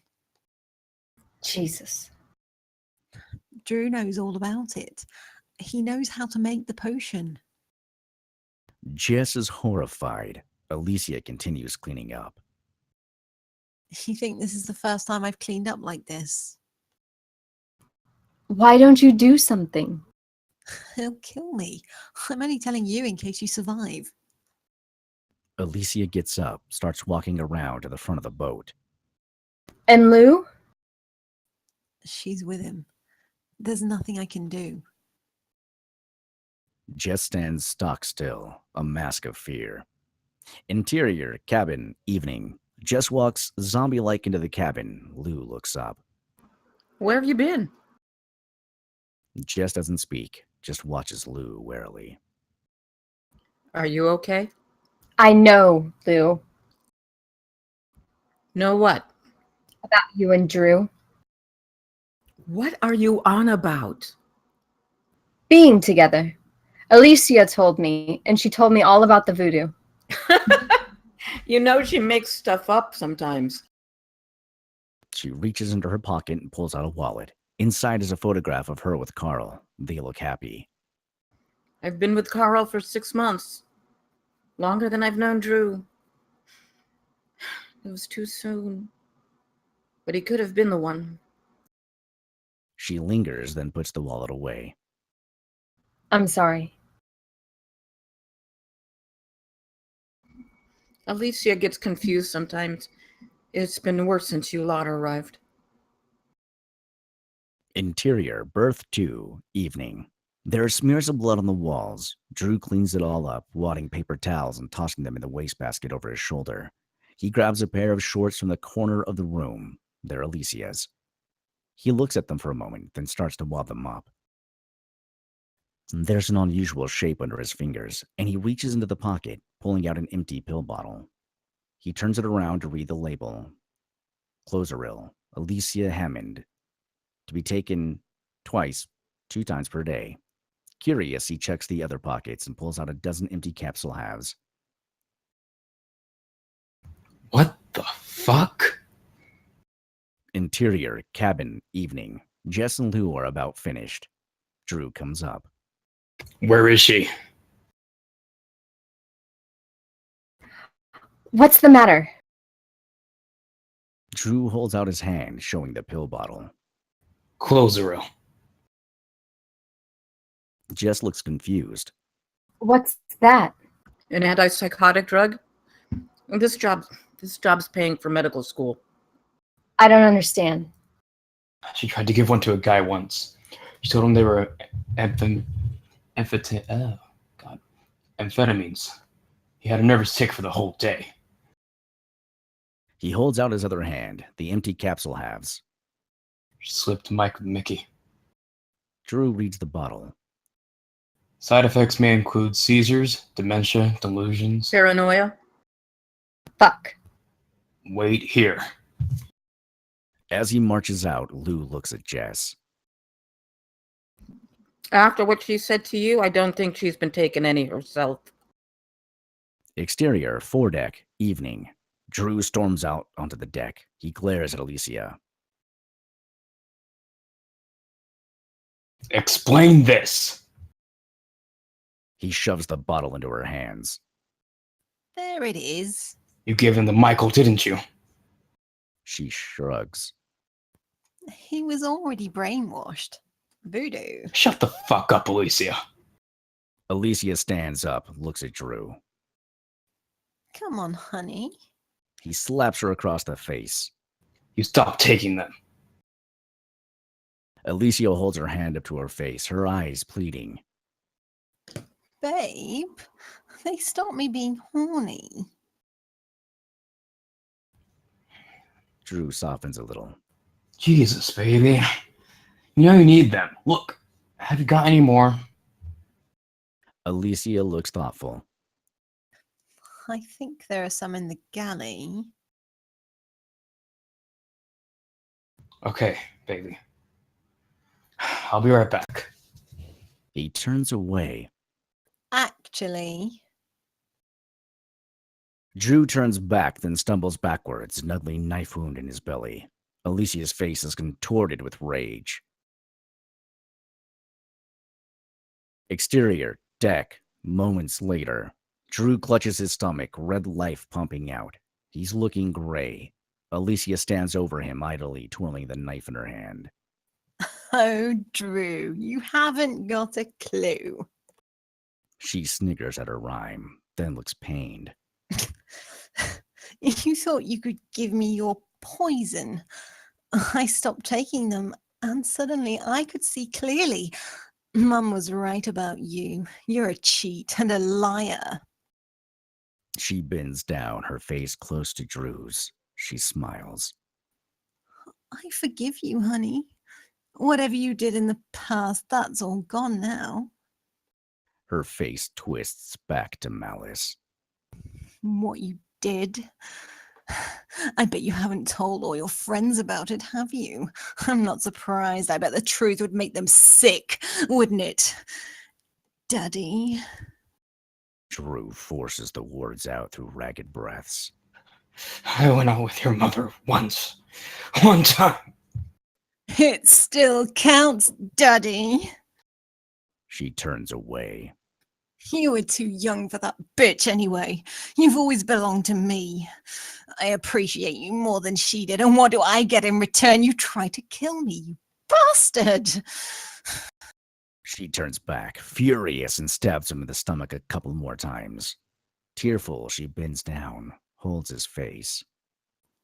I love you, Drew. Don't die. Don't leave me. Fuck you. She snarls and slings the knife across his throat. He gurgles and croaks, clutching ever more feebly at his neck. Goodbye, my love. He dies in her arms.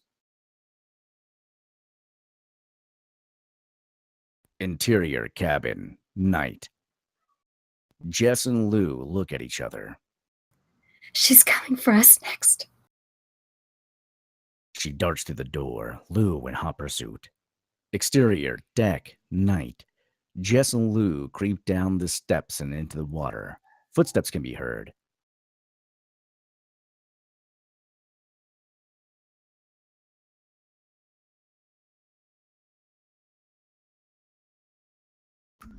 She's coming. Lou heads under the boat between the hulls. Jess follows. Alicia comes around the deck. Jess, Lou, something's happened to Drew. Beneath the boat, Lou and Jess look at each other silently. Alicia looks around, heads inside. Shit. The sounds of Alicia stamping around inside can be heard. What the hell are we gonna do now? She'll work out where we are any minute. We can't stay here. Lou moves towards the bow, Jess behind. Exterior, foredeck, night. Jess and Lou reach the prow. Now what? Up.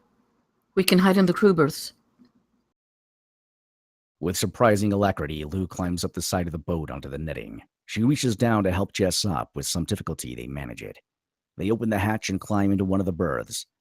Interior, crew berth, night. It's incredibly cramped. Lou and Jess lie quietly. Alicia can be heard inside. What if she looks in here? Then goodbye.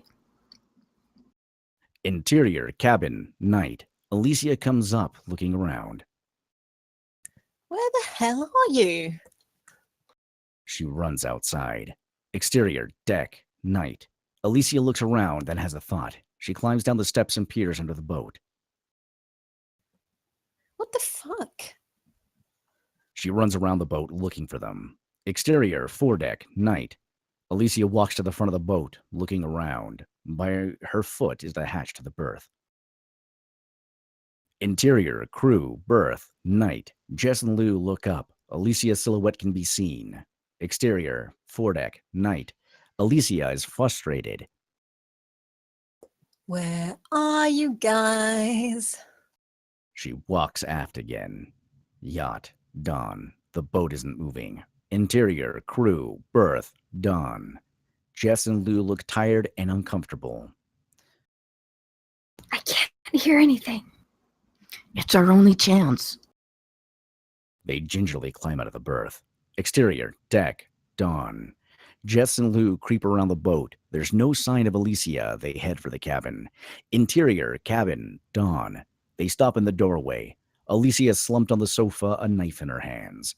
Silently, Lou reaches into a stow area and pulls out a length of rope. She hands one end to Jess.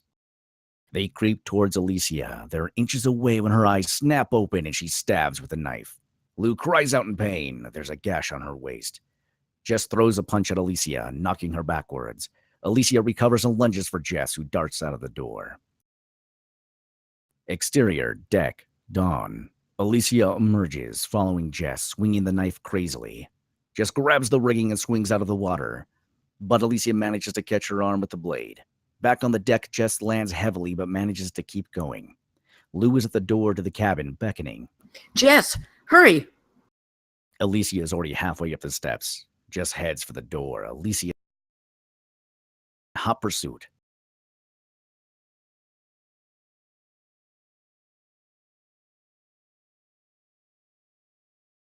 Jess struggles to her feet and leans on the door with Lou. Alicia screams with pain. They release the door silently or slightly, and the hand disappears. Exterior, deck, dawn.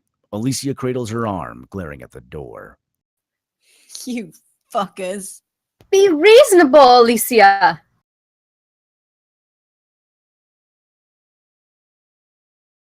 Reasonable? You were trying to kill me. We weren't. We only want to help. Alicia hits the door with the knife blade. You can't stay in there forever. Interior, berth, 1, dawn. Lou and Jess sit on the bed. Lou uses torn sheets to bind Jess's wound. You need a proper doctor. Thanks. She gets to her feet and peers out of the door's window. She's right. We can't stay here. What are we going to do? Jess looks around the room. There isn't much. She sees an ashtray, picks it up, tests for weight. With revulsion, she realizes that Michael used it to kill Kristen and drops it immediately. We'll take her together. Are you nuts? What else can we do? Lou nods. Exterior, deck, dawn. Lou and Jess emerge from the cabin and peer around. Alicia is invisible. There's a keening sound, someone wailing under her breath. Jess points at the bow of the yacht. Exterior, foredeck. Dawn. Alicia sits in a fetal position on the deck, rocking back and forth and keening softly. The cabin door slowly opens and Jess creeps out, followed by Lou. When they're halfway to Alicia, she stops rocking and falls silent. Jess and Lou dash forward and jump on Alicia, wrestling for the knife. Alicia fights like she's possessed. Lou falls back into the seating area, dazed. Alicia starts to win. Lou comes to and finds the extinguisher. She whacks Alicia over the head with the extinguisher. She collapses in a heap, blood oozing from her head. Jess and Lou relax. Well, that's that. Now what? Over the side. Lou and Jess exchange a look. Jess nods. She reaches forward to grab the knife, but she can't pry open Alicia's fingers. Jess grabs Alicia's legs. As Lou reaches for her arms, she comes to. She flails at Jess, who drops her legs. Lou! Lou flinches back, but too late, and the blade hits her in the chest. Lou goes down hard. Alicia turns to finish the job, but Jess throws herself at her and they wrestle for the knife. Despite her injury, Alicia is getting stronger, and she starts to win. She squeezes Jess's bound arm. Jess cries out in pain, and Jess is pressed against the deck, her hands pushing away the knife's blade as Alicia tries to force it home. Lou lies on her side, crawling towards the extinguisher, one hand holding her chest. Murderer! The knife reaches Jess's cheek, drawing blood. She screams in pain. Alicia grins in triumph, blood from her head wound dripping onto Jess. Alicia takes a breath to deliver the final blow. Jess looks into the eyes for a killer. Lou fires the extinguisher at Alicia. Alicia falls backwards onto the deck. Alicia lifts the knife and swings it at Lou, catching her leg. Jess struggles to her hands and knees and grabs the extinguisher. She throws herself at Alicia. Alicia tries to stab Jess, but the knife pings against the extinguisher and clatters over the side. Jess starts raining blows down on Alicia's head with the extinguisher again and again. She carries on, screaming out with each blow. Such is the ferocity of her hatred. Again. She jumps as Lou grabs her. You're done. Jess looks down. There's a bloody mess where Alicia's head used to be. A mash of brain and matter. With difficulty, she drops the bloodied extinguisher on the deck. She kicks at the corpse, and it tumbles over the edge into the water. She lies next to Lou. Both look like they're in pretty bad shape. Lying on their backs, they close their eyes. Yacht. Day. The yacht lies still in the water. Behind it is a yellow life craft. Exterior. Bridge. Day. Jess stands on the bridge with a fuel can. She splashes the contents on the sails and over the bridge. Exterior, deck, day. Jess pours the last of the fuel on the deck and drops the can. She disappears into the cabin. She comes out carrying a case marked emergency flare gun and heads down the steps to the life raft. Exterior, life raft, day. Lou lies in one end of the boat, clutching her side and her chest. Jess is at the other end, near the yacht. She pushes off. She opens the case, takes out the flare gun, and puts a flare in it. She aims at the yacht and fires. They both sit in silence, watching the yacht recede. Fade to black. Woo! Woohoo! Woo! That was awesome. Wah, wah.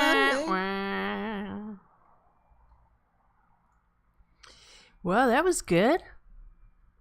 Woo. Woo.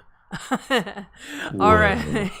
Cool. So that was Party Boat by Paul Anderton. Thank you so much, Paul, for submitting your script. That was lots of fun to read.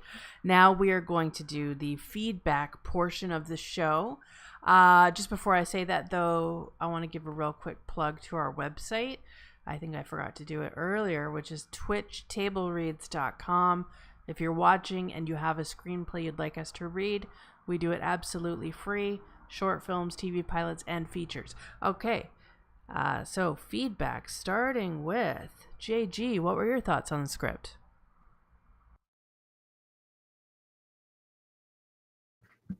It was good. Yeah. Anything else to say? Or just that? I don't know if I really have anything to say. I think Curtin, just by reading it, probably knows that, of course, it isn't entirely polished, but that's fine. It feels like the beginning is too slow and the end is too quick. It needs more, but I'm not sure quite what. Yeah. It's tough. It feels like a fun sort of B movie to read, but I don't know if it could be anything else, anything better, what it would take to make it that. And I'll probably have some better criticism later, but right now I can't think of anything. All right. Thank you very much, JG, for your thoughts and for stepping in last minute to fill a couple roles. Much appreciated. Moving on now to Kat. What were your thoughts on the script? What's up? So weird not being first. Okay, first of all, I would like to thank Curtin Fellow, Paul, for submitting the script. I had a lot of fun reading it. I really enjoyed it. I think, as everybody else has said, there are a few pacing problems. The beginning takes a very long time, and the end happens very fast. Somebody used the word chaos, and that's a pretty good way of describing how it went at the end. But overall, I mean, I really liked it. I really liked the way it kind of really suddenly shifted in tone.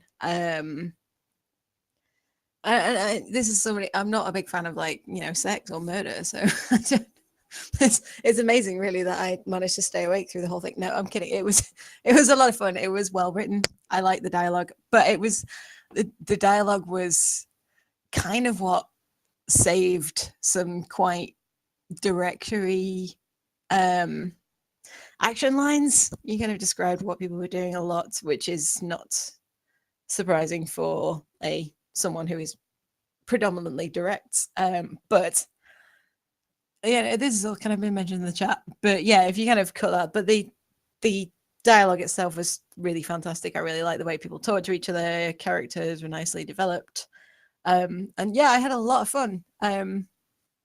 So yeah, I agree. Keep the tone shift, absolutely, but it does need a little bit of pacing, maybe some kind of foreshadowing. Maybe have like a bunch of people who are, like something I suggested in chat earlier, have a bunch of people who were there earlier on who just kind of, we just stop seeing them turn up to breakfast, and it's kind of assumed at first that they're off in the cabins doing their own thing, and then at some point they just find a bunch of dead bodies, because that would be really good fun in a horrifying and gruesome way. Anyway, I'm gonna call that quits. Shut up. Thank you so much. You're talking too much. No, I know. Kidding. I'm sorry. No, I'm just kidding. That was fantastic. Fantastic feedback. And also, I thought you did a really great job as Alicia. Is very freaky. Kelly, what were your thoughts on the script? First of all, I want to apologize for being so non-present tonight. It's okay.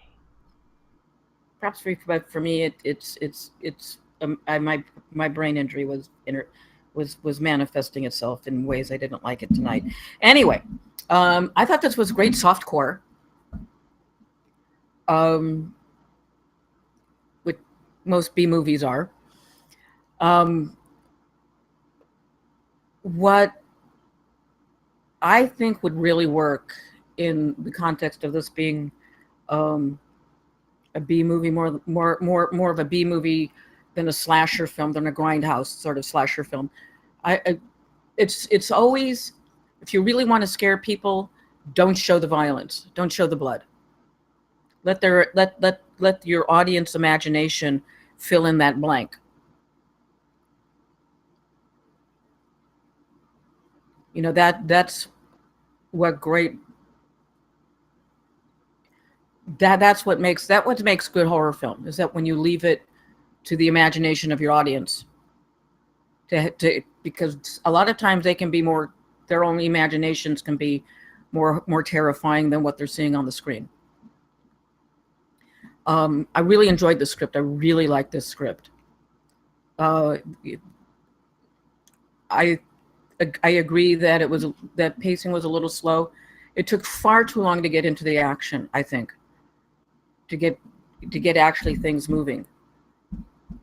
We were felt like more than halfway through the film, through the script, before everything started to happen. And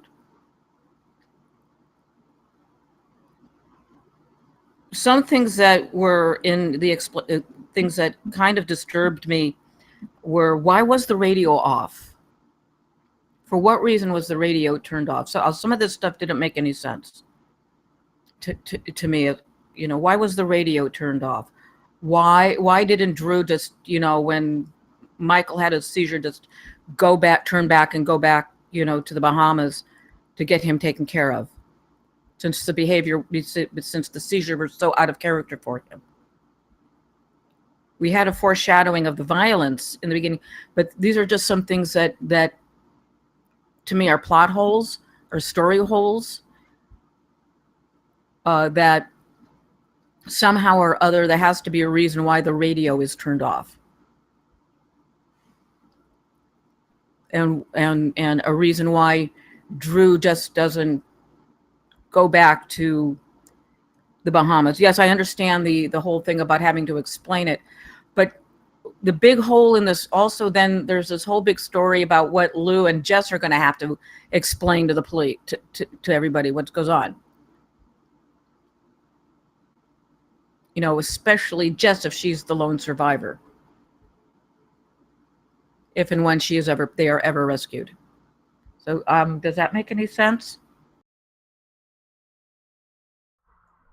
Yes, I will speak on behalf of Paul that all makes sense. Did you have any other comments, Kelly? Nope. Just loved the script, loved reading it. Thank you very much. Awesome. Thank you so much. Prince, first-time reader on our Friday table reads. Thank you so much for volunteering. It's always great to have new voices, and you did a great job. Did you want to share any feedback? You don't have to, but if you have any thoughts about the script, let me know. Yeah, thank you. It was a really fun opportunity to read those roles. I'm kind of be a little bit repetitive. In terms of the world building, it was pretty cool. I liked it a lot. But it did take a little while to get to that inciting incident of, hey, let's try swinging, because why not? But I did like the time that you took. Okay, I know it's a little contradictory. I just said like world building took a little while, but the development of that friendship was nice, and then further character development was also good. Again, pacing, getting to the tone shift was a little long time in Act 2. Act 3 was pretty great, though. That was a good, solid action, horror, thriller. But yeah, no, I had a lot of fun listening and getting to read, so it was super cool. Just, I don't know, trim and edit and make some awesome stuff. Sweet. Thanks, man. Moving on now to Script Chick. What were your thoughts on the script? Sex! Get to the sex sooner. That's my big thought. But thank you, Paul, for submitting. I had a lot of fun. I liked this B-movie vibe you got going on, and I really do love the contained setting you have of on this fancy yacht. Just to start off, so yeah, that whole like get to the sex. I was so bummed when you hear the sexy yelp, and then we're back in a normal street town of Manchester, just outside in the night, and I felt like it was such a tease. Like, and then we're back on the sex, but it's just kind of like, why even have that non-words scene just of action? I feel like you are delaying the inevitable too much there. Let's see. On page 4, I wrote LOL. I think I really like the interaction between Jess being all coy with the police person. The scene with Stuart felt a little too there to be there, just to move the plot along, because it was very easily presented, and I felt like it was a lot of talk. I wish that scene had happened more organically. And and that to be said too, just all those kind of scenes with Stuart, the pace, it would be like back and forth and back and forth. And that's when I was like, sex, get to the sex. And so I didn't really care for all the scenes with Stuart in those, because I felt like it fell into this kind of plotting pace before we're on the yacht. But yeah, that's the big thing for me. Okay, and so when they're on the yacht, again, I like the sex. I like this setting up the whole swinging and stuff, but I think you need, pardon the pun or whatever, more of like a climax, like a build, because then it just kind of seems like it's just one sex scene after the sex scene. You were saying something about someone dying in the first half. I don't think you personally need that. You can, for sure, but I think I really like the moment when you had the blood, the nails on the back and stuff. So maybe that, because that's an organic thing, is that someone's just a little too rough. And so if you're planting that, that's really what I'm looking for, is more plants. Because Michael like, I appreciated the violent you set up in the very first scenes, but to see more of that go on before, he just goes apeshit. I kind of was missing that build up to that, because once that got going, that was great. Like, I loved it. I loved, what actually really reminded me of that boat movie with Nicole Kidman and Billy Zane? It was that, except now Billy Zane is a like 20-year-old not ticket girl with daddy issues. That was great. So once everyone said it before, the pace and all that. Here's another line. You're trying to make me cheat on her. I feel like you only had one scene about the cheating and the jealousy, so I feel like that was kind of hammed in there so we would know exactly where he was coming from, but it was a little bit like, what's going on here? This is kind of weird. I don't know if Britishisms, an ornament is an ashtray, but I was like, what? It's Christmas on the yacht. I was confused. And then later you said ashtray, and I was like, oh, okay, that's what that was. So I'm sure they say ornament, maybe. Let's see. Oh, I like in your action lines, you very sexy action lines of dominate and lubricate. So kudos there for keeping the theme even beyond the dialogue. Tiny little note, I did notice with Jess too, she says names a lot to where it started feeling organic to me. Personally, I don't know about other characters' dialogue. I wasn't paying as much attention, but she said the names a lot. So yeah, that's good. I like Jess and Lou. At the end, I kind of forgot when Lou came in. But I thought maybe there's an opportunity there to have more Jess and Lou interactions before shit get real. But great job. I like Blood. The end. Alrighty, solid notes from Script Chick, and we got another great quote added on our Discord group. She can check that out. I won't say it here. Moving on now to Cheddarman. What were your thoughts? Oh, what about you, Smish? I can give some thoughts, but no, everyone else already said it, so your turn. Yeah, I don't really have too much to say that hasn't been said. Thank you to Paul Anderton, whoever that is, for submitting the script. It was really fun to read. I like the second half more so when it got all, the sex part was boring for me, but I did like getting to know the characters though during that part. There was a lot of development and I thought it was good.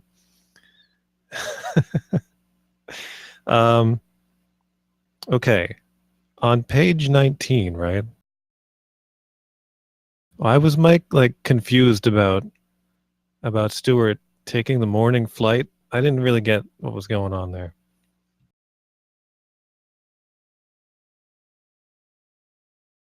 And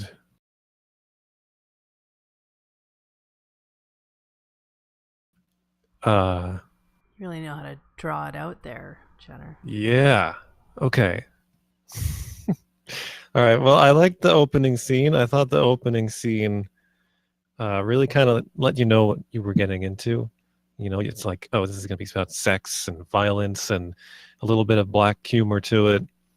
So I thought that was really good. I have to agree with Script Chick, though, that if having Mike, like almost accidentally strangled Jess was supposed to kind of plant this idea of Mike being like a potentially violent person. I feel it kind of falls short of the mark because it doesn't really lead into his eventual,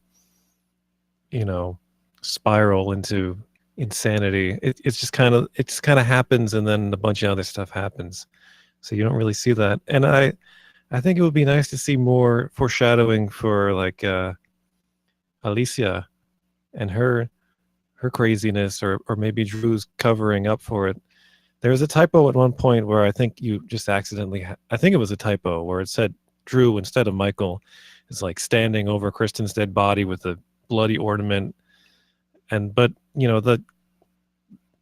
just that planted the idea in my head that it would be kind of cool to see a little bit more foreshadowing. You had the thing with the radio where Drew didn't want him to radio. It would be nice to have a little more stuff like that, and with some with Alicia too. Maybe that all is not right with her. But yeah, really great. I really had a good time reading this. So yeah, good job. All right, and good job on the feedback, Cheddar. I feel like you put like 30% more effort in this week, so that's much appreciated. Moving on now to Potato. Potato. Great job narrating. What were your thoughts on the script? It was sexy fun time. And that's the end of our show. No, just kidding. Do you have any other thoughts? Really, everything that I think could be said has been said. A bit of polish here, working on some pacing issues there. I think Cheddar hit it on the head when he talked about perhaps foreshadowing a more complicit nature in Drew's relationship with Alicia. Really, everyone touched on, I think, anything that could be talked about and improved upon. So good on all of you. Excellent. Well, I agree. And they touched on what I would have said, which I did say in the text chat pretty early on, so I won't repeat myself. So that concludes today's table read. Again, Paul, thank you so much for submitting. It was great now having read 2 of your scripts. We actually have a 3rd one in the queue from Paul, but I tell you, it's going to be a long time before we get to that one. Okay, so you better be patient. So yeah, guys, thank you so much for watching and for reading, and that is the end of our show. So say goodbye, everybody. Goodbye. Goodbye, everybody. Au revoir.